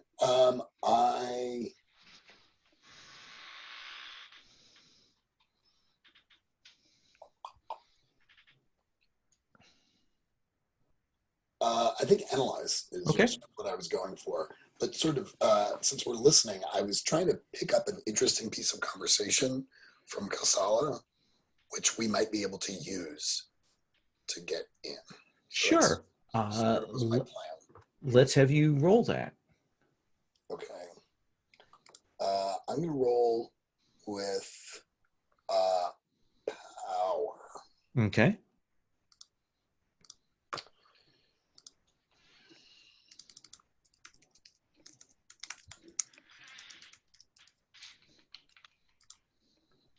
I rolled an 8. Well, an 8. So you get to ask 2 questions. And I'll kind of frame it in terms of what you've asked, and don't forget to take +1 forward when you act on the answers. So Okay. what's your first question? I guess what's my best way in?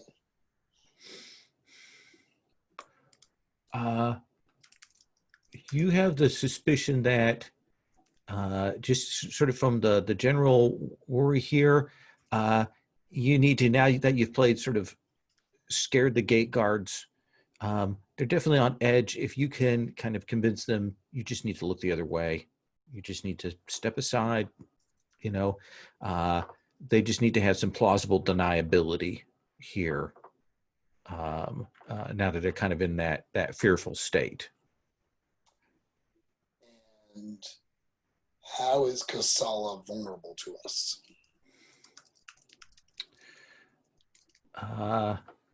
He is alone. Like the demon goes and listens, and he'll say, "This Kasala, there are lots of other people in the house in different places, but he's clearly isolated himself away from them. So if we get in, we can probably deal with him, whatever that means,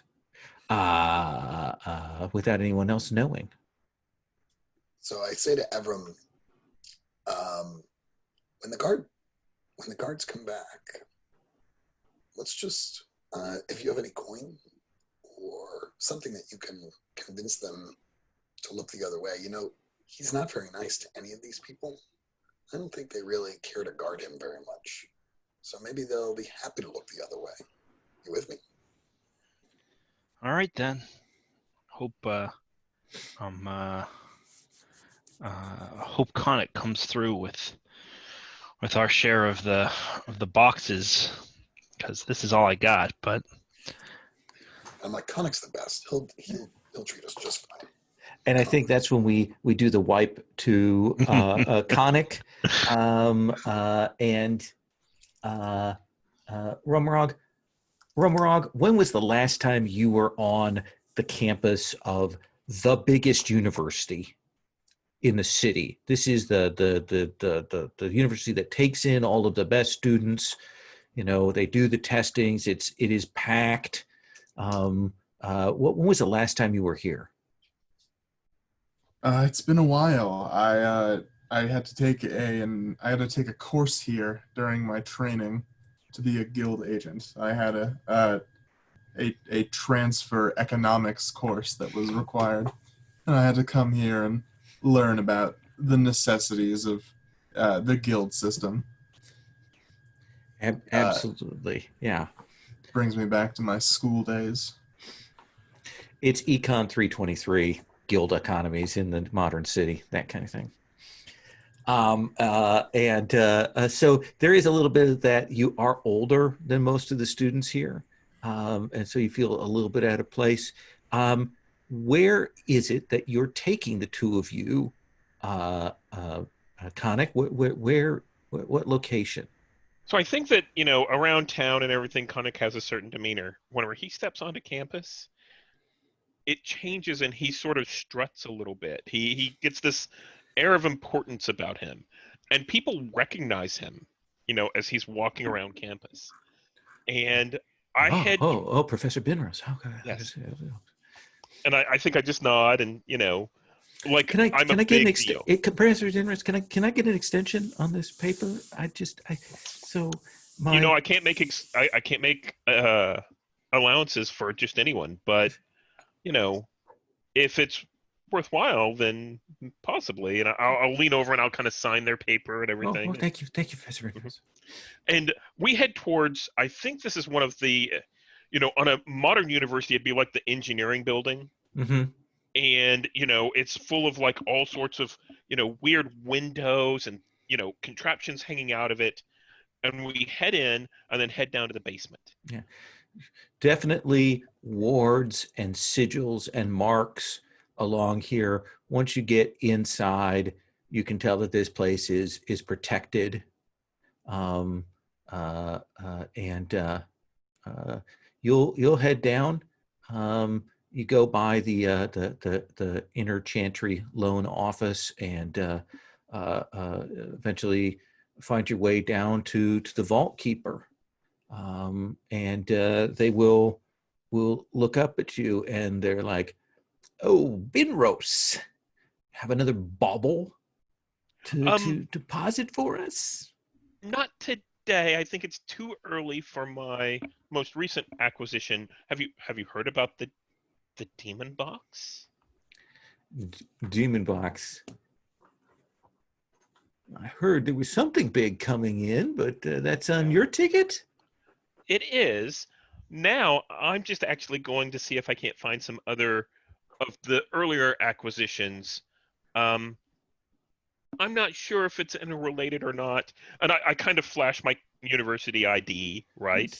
And I lean over and I fill out the little visitor's tag, information, and pluck one of the little visitor's things to put onto Romarog. He says, I need you to state what you're looking for the records. For the records, I'm looking for an earlier acquisition. I think this came in about 2 weeks ago, maybe a week and a half ago, and this was a unique cursed bag of holding.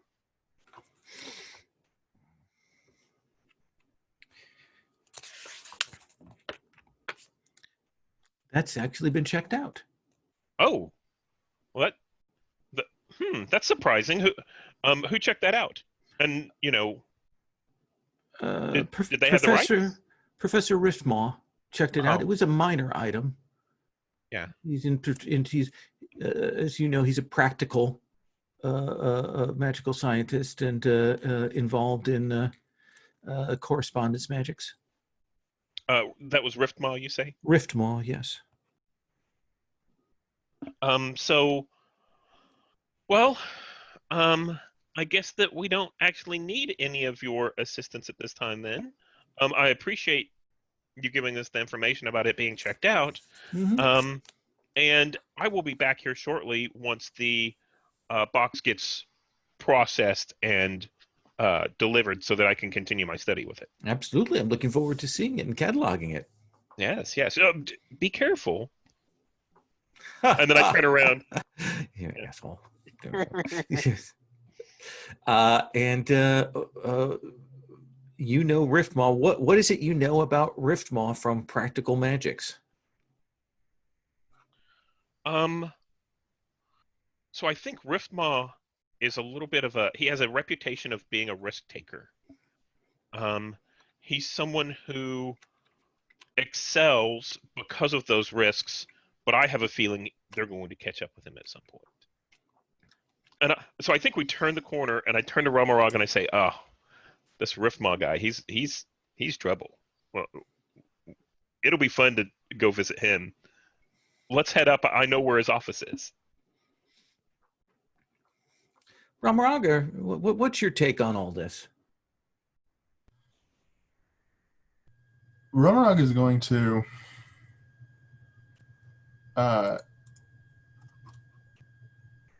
Ramarog is gonna look at the vault keeper and gonna say, "Would you mind taking a look at Professor Riftmaw's file for me? I just love to see if he has anything else out at the moment." I don't know if that's proper, Sway. Yeah.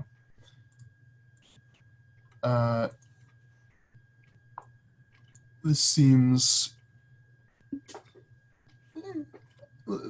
pretty peaceful to me. Just a little question. Absolutely.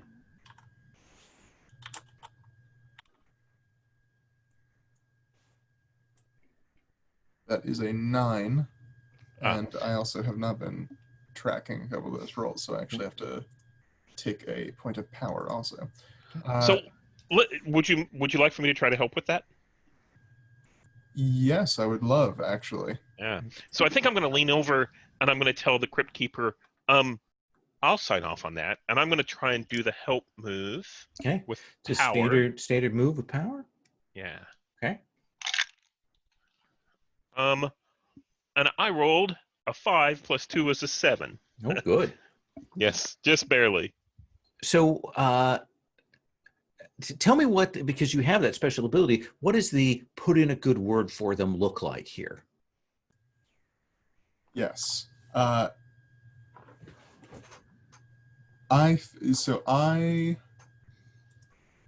think that who is in the head of this? Who's like a dean of this institution? Let's see. Say Dean Rack Havoc. Yeah. So I say, well, no, of course, it's just that Dean Rackhavoc and I were talking the other day, and, I have another appointment with him soon, some information that he's been looking into. Uh, if you'd like, I could mention that the vaults needs an extra couple of dollars for maintenance. Certainly that piques his interest. He said, well, I guess I could pull out Rack Havoc's check in, check out file, and he'll pull it out and hand it over to you. What are you looking for? Some leverage on Riftmaw, I think. Maybe he has an overdue artifact out that I can blackmail him with. Yeah, he definitely has some things that are listed as controlled that need to be returned that he has been paged on already. So you can get that leverage into your hands. That seems fair, right? Yeah. Okay. And the two of you will head up to Practical Magics. I think on the way, Conic says, "Could you put in a good word with the dean for me too?"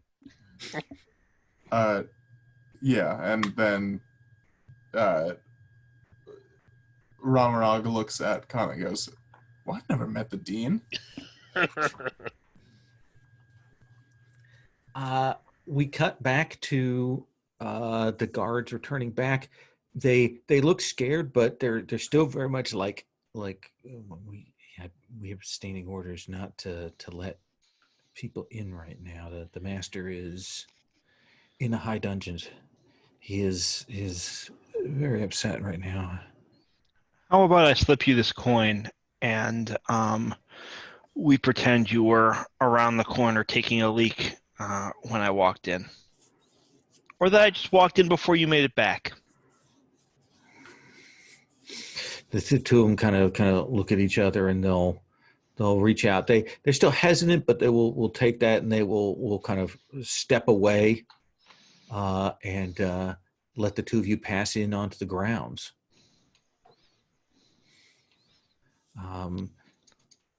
So you know where he's at, Beldis. Going in the building will probably mean running into some people. Do you want to kind of go around the outside and like find the room where he's at?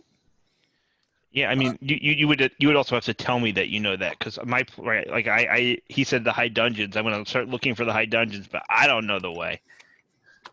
Yeah, I think I'll sort of let on. Maybe I'll cover myself by saying,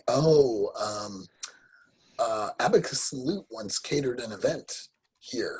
That's believable, right? And so I know. I think I know my way around here. You're full of surprises, Beldis. But yeah. Never underestimate a cook. Once you follow me, I think we might find this person alone. Sure. And you'll kind of walk around the grounds until you come to a high windowed place. There are doors out onto the garden. You'll realize this must be kind of a study, and that the guard was actually saying high dudgeon, but couldn't say it right. And he's talking about the master being angry.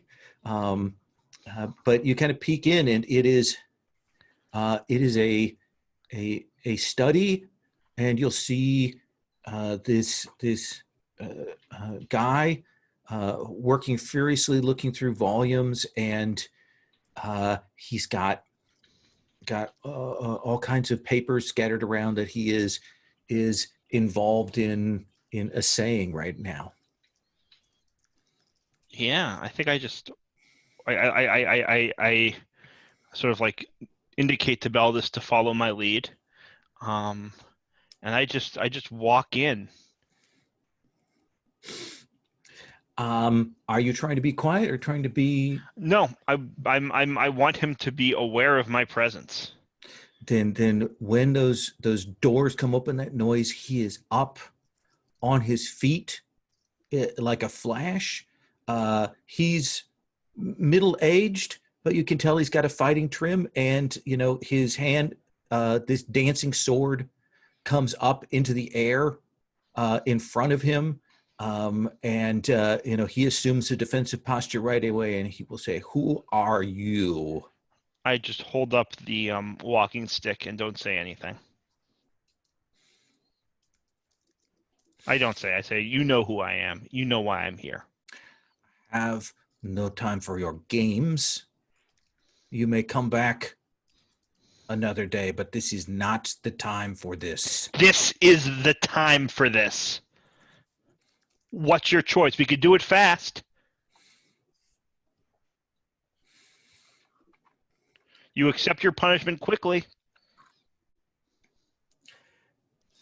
Let's. What do you want to do here? Do you want to try and read him? Do you want to try and sway? What do you reaction? He's definitely in an offensive posture.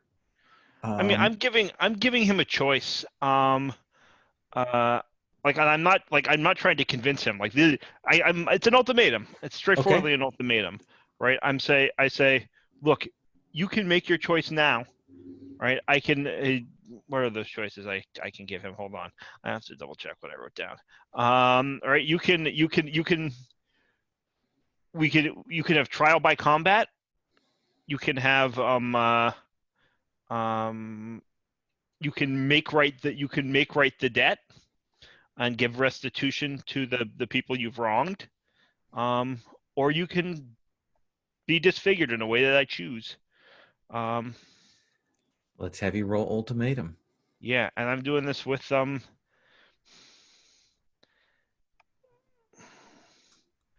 think I'm pissed off at how he took it. I'm mad. You could hear it in my voice. Meanwhile, my demon's gone and is looking at the papers on the desk. Okay. That's a 9. That is a 9.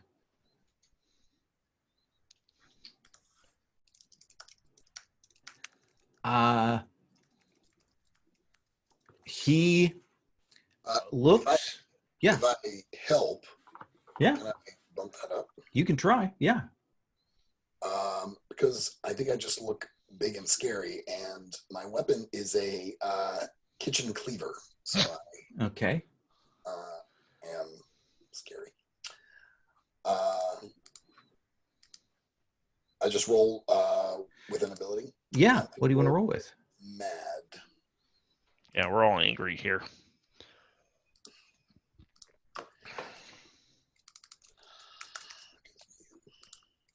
Oh, and I rolled a 10. Rolled a Fantastic. 10.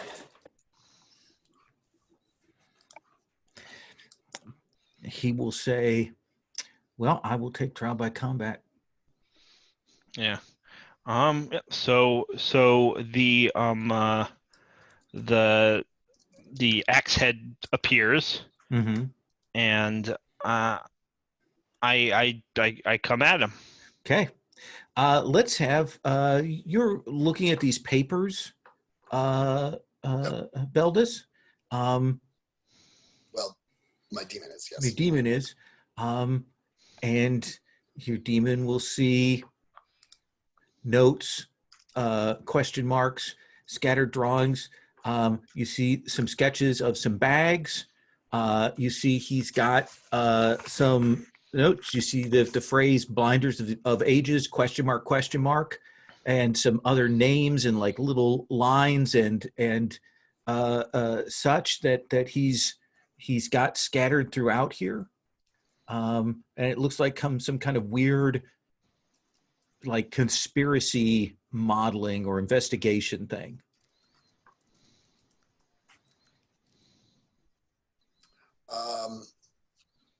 Are these two getting ready to fight it out? Oh yeah, you will see Evram's axe head has lit up.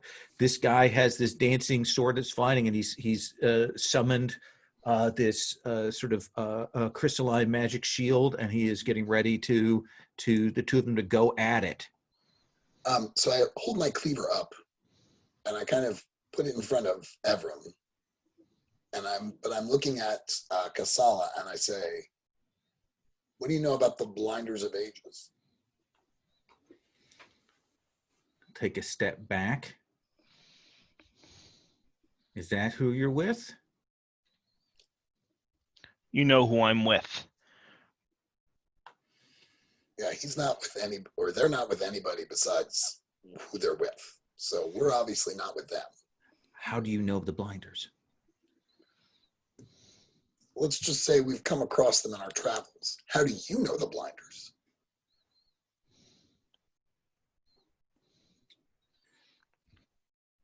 Because they hurt my family deeply. If you can... How? And who are they? If you will, We can negotiate, perhaps. if you will allow me to send for someone, I can answer that question for you. Who are you And sending? he'll raise his hands and he'll dismiss the magic shield, and he'll gesture for the sword to go back in its sheath. I say for now. But I sort of like and the flame disappears, but my it's still like at ready. And he will ring a bell. A servant will come, kind of peek in the door, surprised to see you, and he will say, "Have Aldashar brought down." And servant will go, and maybe about 10, 15 minutes later, the servant comes back with what looks to be an 11-year-old child. And Kasala gestures for the young man to come forward, and he will say to you two, "This is my older brother, Aldashar."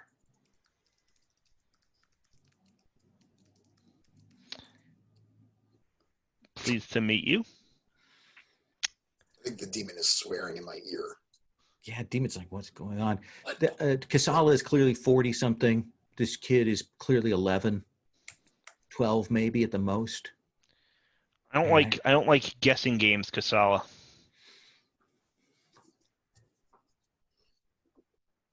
The Blinders took my brother when he was this age,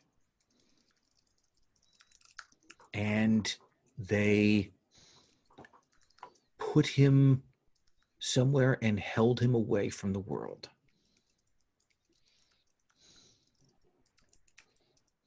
And he has recently escaped from his entrapment, along with others. I don't know why they do this, but I do know that they have agents everywhere. I found that my bodyguard, who I had grown up with, who had been like another brother to me, had been instrumental in aiding them, and he had helped years ago to put my brother into their power.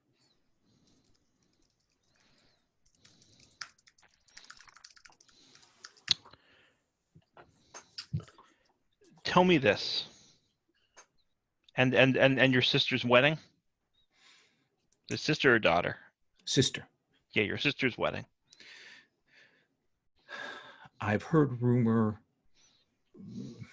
from what little I've been able to pick up that the man that she was to wed, Zilsaran of the College of Voice, is one of these people. Zilsarin, you say? Yes. I make a note of that. I had a choice between becoming an oathbreaker or letting my sister go into the power of these things who had already caused such damage to our house.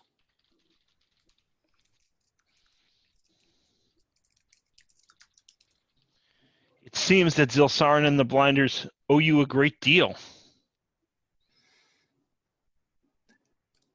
I don't know if I think I probably owe them a great deal.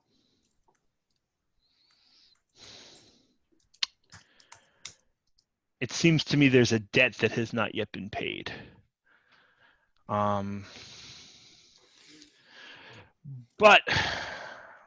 yeah, I think I think we've got a roll for this, don't we? yep, I think I would like to roll honor. Okay. And I'm definitely, except for it's so bad, but that's why I did it that way. No, I'm sad because I don't like this guy. I would like to hurt him. Absolutely. But the balance of power here is such that I'm not sure he actually. Yeah, you don't have a great deal of sympathy for the aristocrats, even with what has happened to them. Correct, but at the same time, I'm not sure he owes what my bosses say he owes, given the circumstances. And justice is important to me. So I'm gonna roll with sad, and that is a 6. That is a 6. Oof. So you will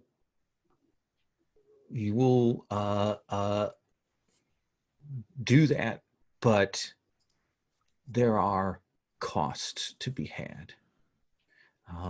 And I think we will cut to a shot of the garden and the garden wall in the distance. And I think we see one of those Kenku perched on the wall, hidden away, watching this scene at a distance. Yeah.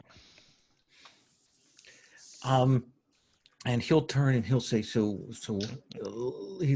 he's clearly kind of, Evram is somebody he doesn't particularly want to talk to. So he does turn to you, Bellis, and he says, so what is it that you know about these blinders? It seems like they've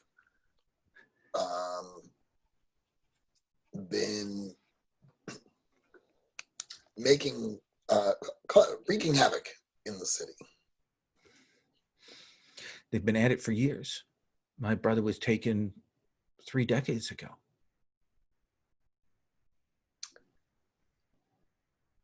Why would they have targeted you? I don't know.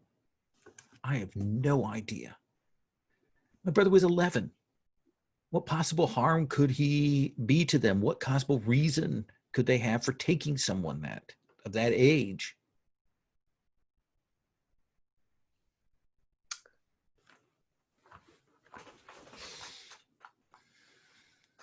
So tell me a little bit about the investigation that you're doing. Are you trying to undermine the blinders? He gestures. He goes, I'm trying to piece whatever I can, pick up scraps, rumors, and so on. But these are dead ends.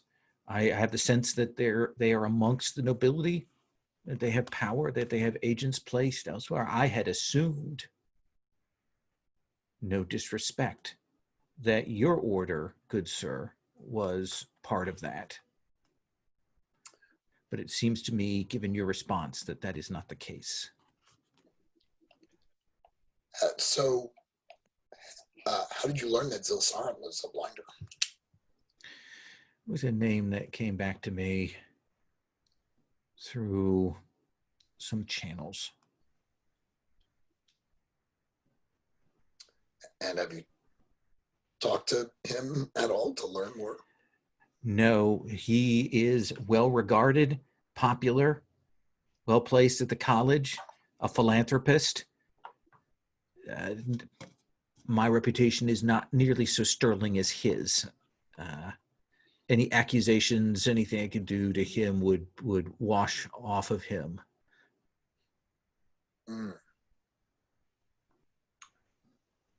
Belvis is out of his depth. Yeah. That's Yeah. a tough spot. I kind of crouch down to talk to the kid. I say, "Hey, friend, how you doing?" All right. Kind of smile. So, Uh, like, what's it like? What's it like here? You get to play a lot. You have friends. I, my brother told me the time has passed, but I mean, my mother and father aren't here anymore, and he and this is where I grew up, but I, then I don't I just I mean everything's different. Yeah. What do you remember from before you came back here? All I remember is being pulled out of a bag, and I'm going to cut there. Mm-hmm. And what is the thing, Conic, that tells you once you get to Riffmaw's sort of lab area stuff that something is up? It is a tingle of expended magic. There has been something that has gone awry here. I know that because I've done it myself. Um, but normally this is something that you don't feel from, several rooms away down a hallway. This is normally something, you get kind of the chills and it smells a little bit like ozone and there might be a little puff of smoke and you've messed that thing up. This is smoke rolling out from under the door. We can feel it, 100 feet away, and I think I think I, kind of reach out an arm to Romarog and I say, there's danger afoot. We must take care. What do you do, Rumrock? Ramarog takes out a handkerchief and he holds it over his mouth as he walks into the fog. Okay. Kind of throw the door open there. See what's going on in the room. Throw is a strong word, but yeah, Slowly door a but cautiously open the door with a degree of prudence. crack it open and then push it the whole way. You open it up. There's smoke pouring. You can see that this is a magical laboratory. We're up a couple levels. You will see that there's a fire burning on one of the tables. You'll see that there are a couple of people here who are getting ready to go out the window. They've got masks on. It looks like they're preparing some other magical tools, and they haven't quite seen you yet.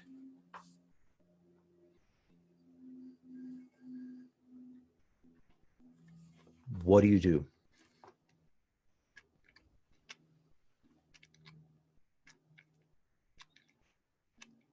So I think I'm going to rush at the window to try Well, to keep them. Romarog opened the door, so let me start Okay. with Romarog here. Okay. Yeah. Ramarog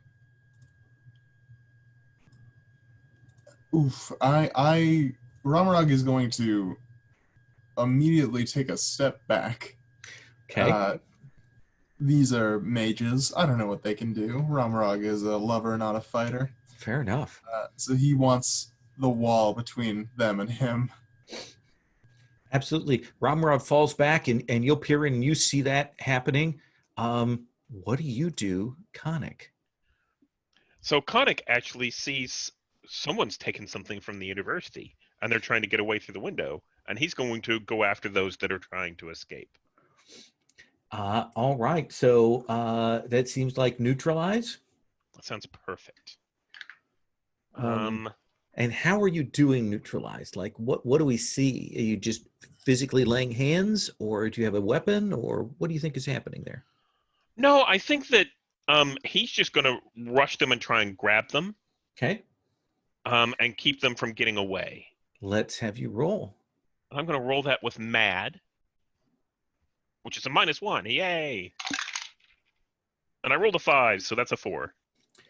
So you will rush up at these guys, and you can see that one of them has the bag. And as you come in and run at him, the other guy waits for you to come, and you see him go, and it's like a ballet. As you come at him, and he turns and he lifts you up off your feet, and he throws you over his shoulder, and he throws you out the window. And you will fall the 3 stories down to the garden below. There are bushes here, so please mark light and moderate wound. Do you have any armor? No. And I think I scream all the way down. I'm like, I think for the first floor, I don't really notice, and then I realize, oh crap! You hear, so Ramar, you step back. Connick goes past you, and then you hear Connick scream. What do you do?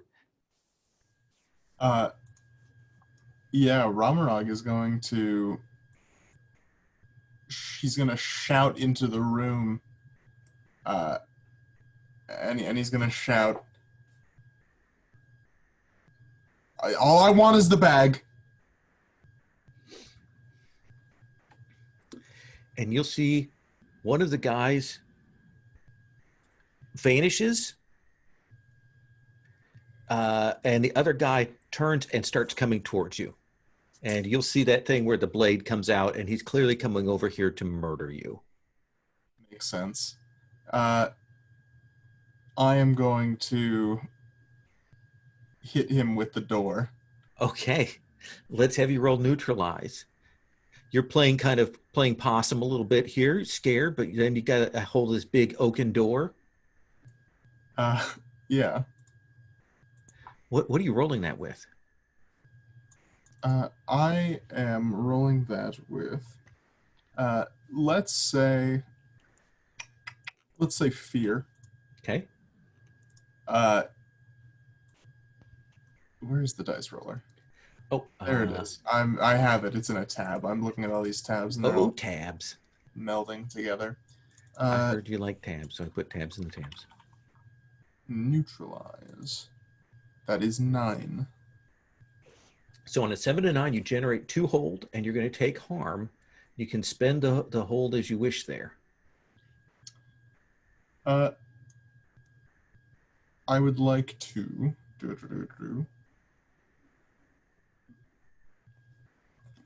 yeah, let's say I want to take away an advantage. Okay. And the advantage we're gonna say is the weapons. The Sure. knife he just Like, has yeah, on me. the door slams and catches his wrist, and his blade will go tumbling. And what's the other hold? Inflict harm. Okay. So yeah, you crack, and that hits his arm, and it comes slamming. And it's at that point that you feel the knife in your side. And you will take a light and a moderate. All right. Let's come back to our Connick.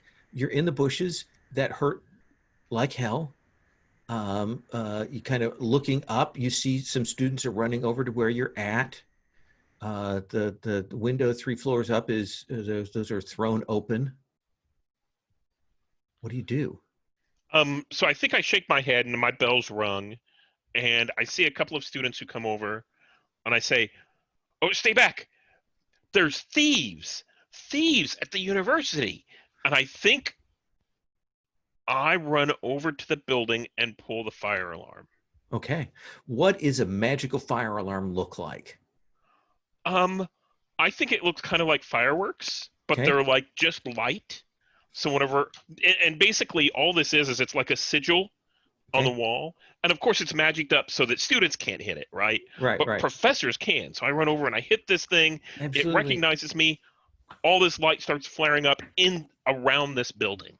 prismatic spray everywhere. It is a mess here as that's going on.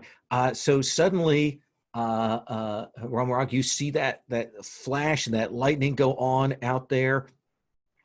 If you wanted to get away, you could easily get away without any further harm or any more danger to you. I could. And I think I will, because Okay. I have fulfilled my mission, technically. I know where it went. To Professor Riftmaw. Absolutely. I know that he stabbed me for it. Or someone did. Someone did. And yeah, you can rush out of here and back down the stairs and cross paths with Conic as these lights and flares and things are going on. Yeah. I am holding my side where I have quite recently been stabbed. Conic, you're hurting. You see a bleeding Rumrock come down the steps, hit you at both at the bottom of the stairs here. And I think so. Conic says, we have to stay here until the authorities arrive. They should be here shortly. We can't let the brigands get away with university property. Who knows what it could be? Well, we know it's the bag, but... Yeah. Romrog shakes his head. He goes, one of them disappeared while I was watching him. I don't know if the guard will help. Oh, minor magics. The guards are used to dealing with university students, and they can do more than you could imagine. Let alone, simple little thieves. Yeah. I do think that the authorities will come here quickly. The people who are in charge of the fire brigade here, and they will call the college physiker to come and tend to your wounds. And I tell them, let me make my report. Here's all the information. And I think the first one's on scene. I'm like, there's no fire. It's my fault. There were two thieves. Oh, there is a fire actually up there, so it is a good thing you pulled that. Oh, true. Yeah. It's a minor fire. It's not really a big fire. But there were two thieves stealing artifacts, and I fear for Professor Riftmaw.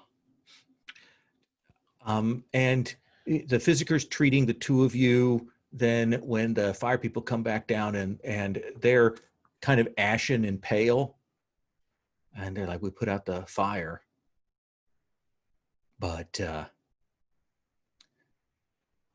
don't think Professor Riftmaw is... Never seen anything quite like that. So he is dead then.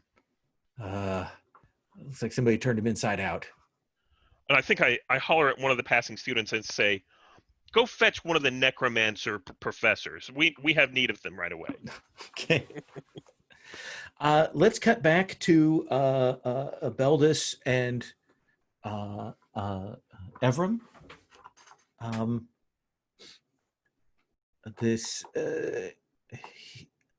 Casalsa will say, so what happens next?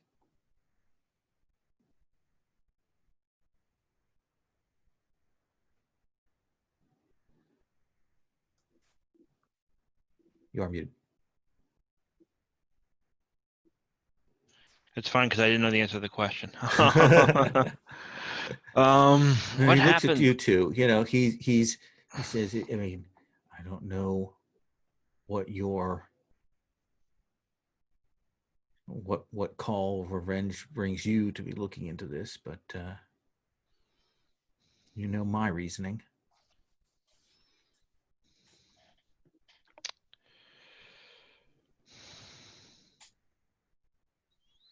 I feel like the demon is shouting in my ear, even though it's quiet in the room. Like for me, it's very loud, and the demon's like, "We've got to go talk to Zilsara." He's sort of like, gotta just go. What are you people doing? Let's go talk to Zilsara. And so I say, maybe we should go talk to Zelsara? I would like to talk to Zelsara, but I'd like to do it from a stronger position than we're in right now. Right, sure, stronger position. I mean, I guess we could just break into his house. He lives on the campus. He has many guards there. You'll need to catch him out in a place where he doesn't have his defenses at hand. I don't like this. I want to be able to sit across a table from him when he's in a generous and giving mood, when he feels victorious and happy. What if we told him we had one of his bags? Oh, Beldis. Always full of surprises. Is that a good idea? I think that's a great idea. The demon's also like, oh, that's not bad. It's not a bad idea per se. Oh. I learned it from you.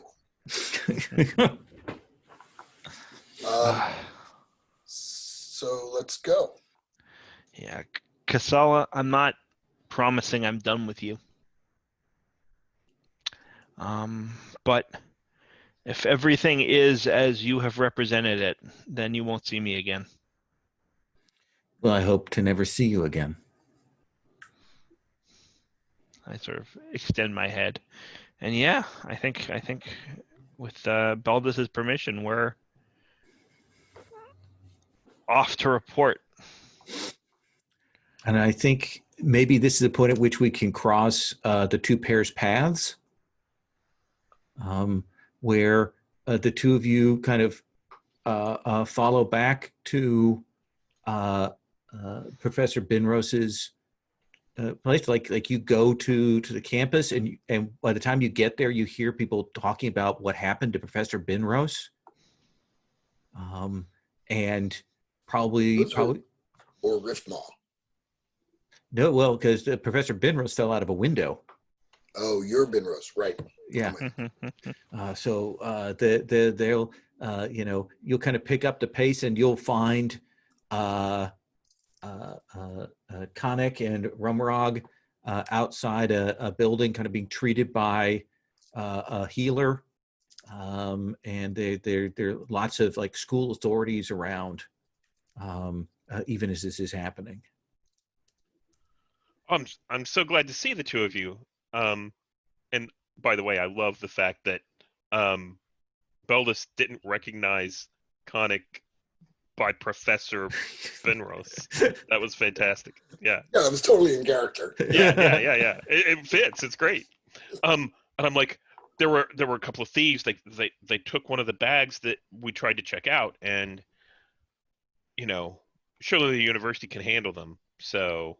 But I think that the professor who was studying it is no more, so we should probably talk to him. Right, who's the him in that sentence? I missed the dead professor. Oh, got it. Yeah. Wait, we're gonna talk to a dead person? Well, maybe. Do you want to? I mean, they're the witness. It'd be a good idea. If we actually know more about the bag, Beldus, it will give us more leverage. And you'll see this whip-tall, thin person who is clearly a mage, like nothing else that you know about him except that this guy is a magic user, a magician, comes over, and he comes and he looks at you, Binrose, and he says, Professor Binrose, it has been too long, and now you call upon me to assist you. Tell me, who are these friends that you have here? As you know, my specialty is in magical items, and there's been an item stolen, and the two of us, and I point over to Ramarag, have taken great wounds in order to protect the university's property. And You must be in great pain for having failed to protect such items. well, I wouldn't count our failure as being absolute yet. One of the other professors, Riftmaw, Oh, I know Riftmaw. well, I think you will have a short chance to talk to him again because he has passed. I And that is why I called for you. cannot begin to describe how sad I am at his passing. And who are these three that are with you? I don't want to be rude. You should introduce me. Oh, I'm very sorry. This is Evrim and Beldis and Ramarag. They are companions in my acquisition studies. Ah. I'm an investigator, and I believe, Professor Benrus, you still owe me my fee for your last investigation. Yes, I'm very sorry. And I think I pass out the fees that we've collected to everyone, so everyone gets 1 gold. Right. I also just wanted to. This also signaling to the guy the relationship. So that was part of the point of that. Just want to make that clear. Perfect. Well, why don't you bring your 3 friends to my labs? I will have Riftmaw's body brought, and we can properly look into this. And I think If it's not too much trouble. And I think you see whenever this sorcerer says something about go to his lab, you see, Conic kind of shudder a little bit. That's not something he looks forward to. Unless you're too badly injured. No. It will be a long time before you see me in your studies. Let us hope that never happens.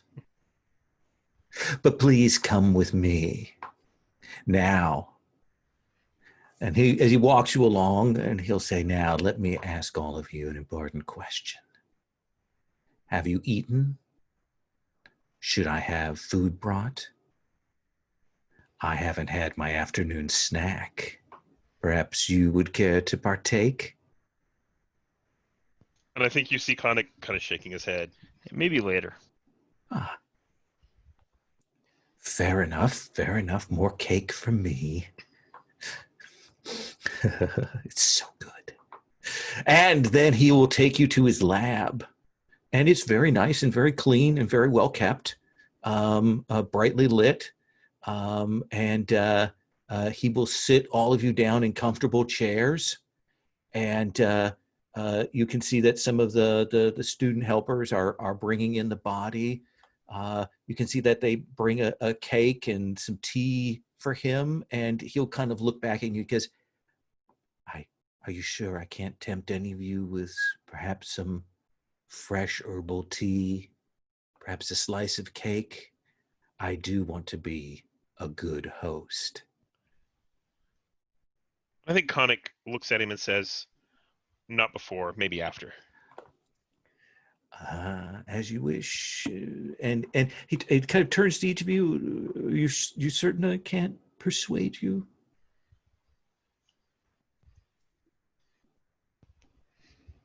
We ate earlier. You should have said I'm being too presumptuous. I mean, if I had known there would be cookies before we talked to a dead person, I totally would have. Oh, I only have cake. I could have cookies brought if you wish. You know what? Don't do that on my account. Oh, all right. And you, Ramarag, was it? I ate this morning. Fair enough.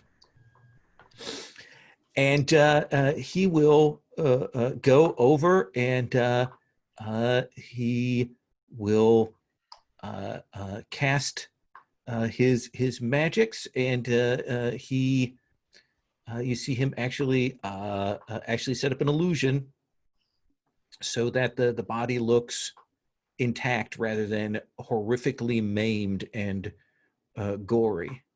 And the professor, his name is Bright, by the way. Professor Bright will come back and say, you'll have about 10, 15 minutes to speak with him now. That is all the time that I can give him at the moment.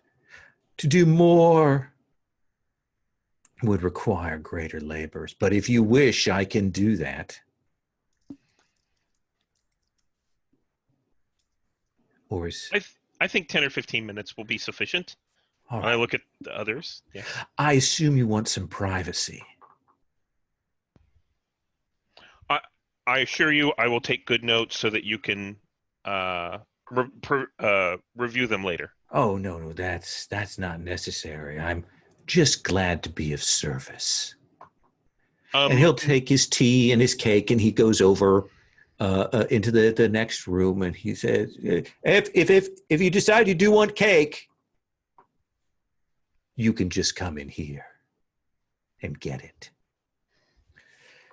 And this body, clearly illusion, will kind of sit up and is blinking, and we'll look around, and he'll say, "Benros, Professor Riffma. what is going on?" Well, it seems that there were some thieves, and they were after one of the items that you had. There was a fire in your lab, and we must talk to you about it. These are my friends, Ramarog, Beldus, and Evram. Yes. Please answer their questions. We don't have much time before you rest further. You were hurt. Oh, am I dead? Yes. Again. All right, what questions do you have? Be quick about it, come on. Does the name Vinras mean anything to you? Vinras. Sorry, Zilcerin. Oh, yes, a very kind and prolific mage. He teaches it, like oversees the departments at one of the noble colleges, not nearly as auspicious as ours, but he gives great parties and is very good to the people. Often gives research grants and so on. Very, very good man. Any strings attached to those research grants? No, he certainly funds projects that he's interested in. What kind of projects? He's an eclectic set of interests. He's one of the things, you see, Ben Russ and I understand that to be an actual real scholar, one has to focus. One can't just be a dilettante. Zilsaran, he may be a great person, he may be a good human being, but he won't make it as a scholar given the diffuseness of his academic labors. This isn't helpful, I say to my companions.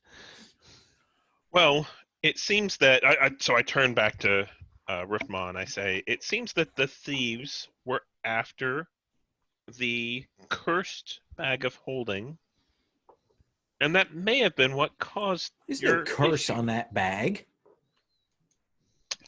Well, something happened to you. Yes, I was hit by a spell from one of those brigands. Ah. The bag is it's a very strange bag of holding. What makes it strange? Most bags of holding, the point of them is to be able to store a great mass of objects in it. Sure. This bag that was given to me, while it's a small bag, it can't hold that much. Perhaps something 6-7 feet, maybe long and a few feet wide. So that it was poor. The one advantage it does have is I've never seen a bag so completely scribe-proof.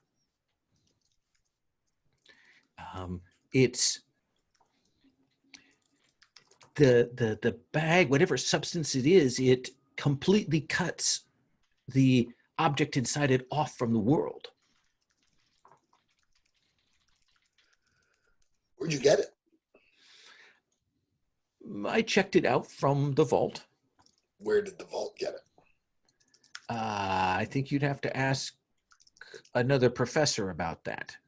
And I turn to Beldis and I say, well, I was responsible. I found it and acquired it in different ways. And How many So- different ways? well, I thought, it was kind of fenced and I thought it was a legitimate sale and maybe it wasn't now that I know this and I'll be careful in the future. I thought there was just one of these bags, though. I didn't know that there were more of them. What? Riffma, was there anything in the bag when you looked at it? No, it was empty as far as I could tell.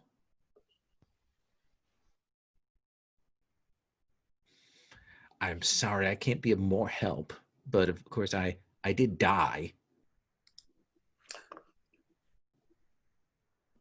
Sure.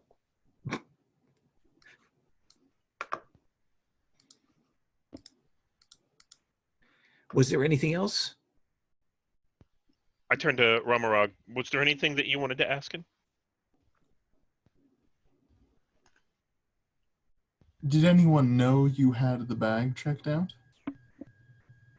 I may have mentioned it to a few people that it was an oddity.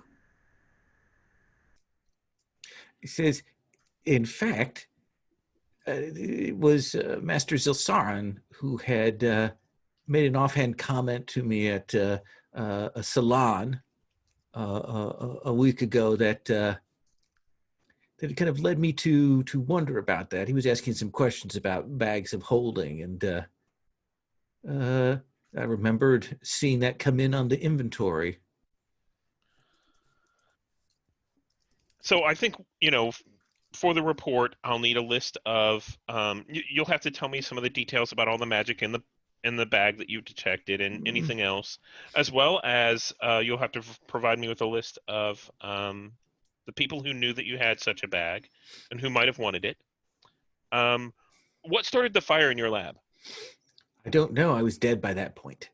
I see. Is there anything else anyone wants to know? And the body will kind of lay itself back down on the table. And I think that Connick kind of makes a joke about, too bad he hadn't made tenure. They would have brought him back. Professor Bright pops his head in. Did you need anything else, or are you finished? I think I'm done. I think it might be time for the tea and cake. Excellent. Please come in and sit. I'll have it served up. Please. And he's very solicitous during the whole thing as he's serving the cake out. And so what is it that you do, Beldis?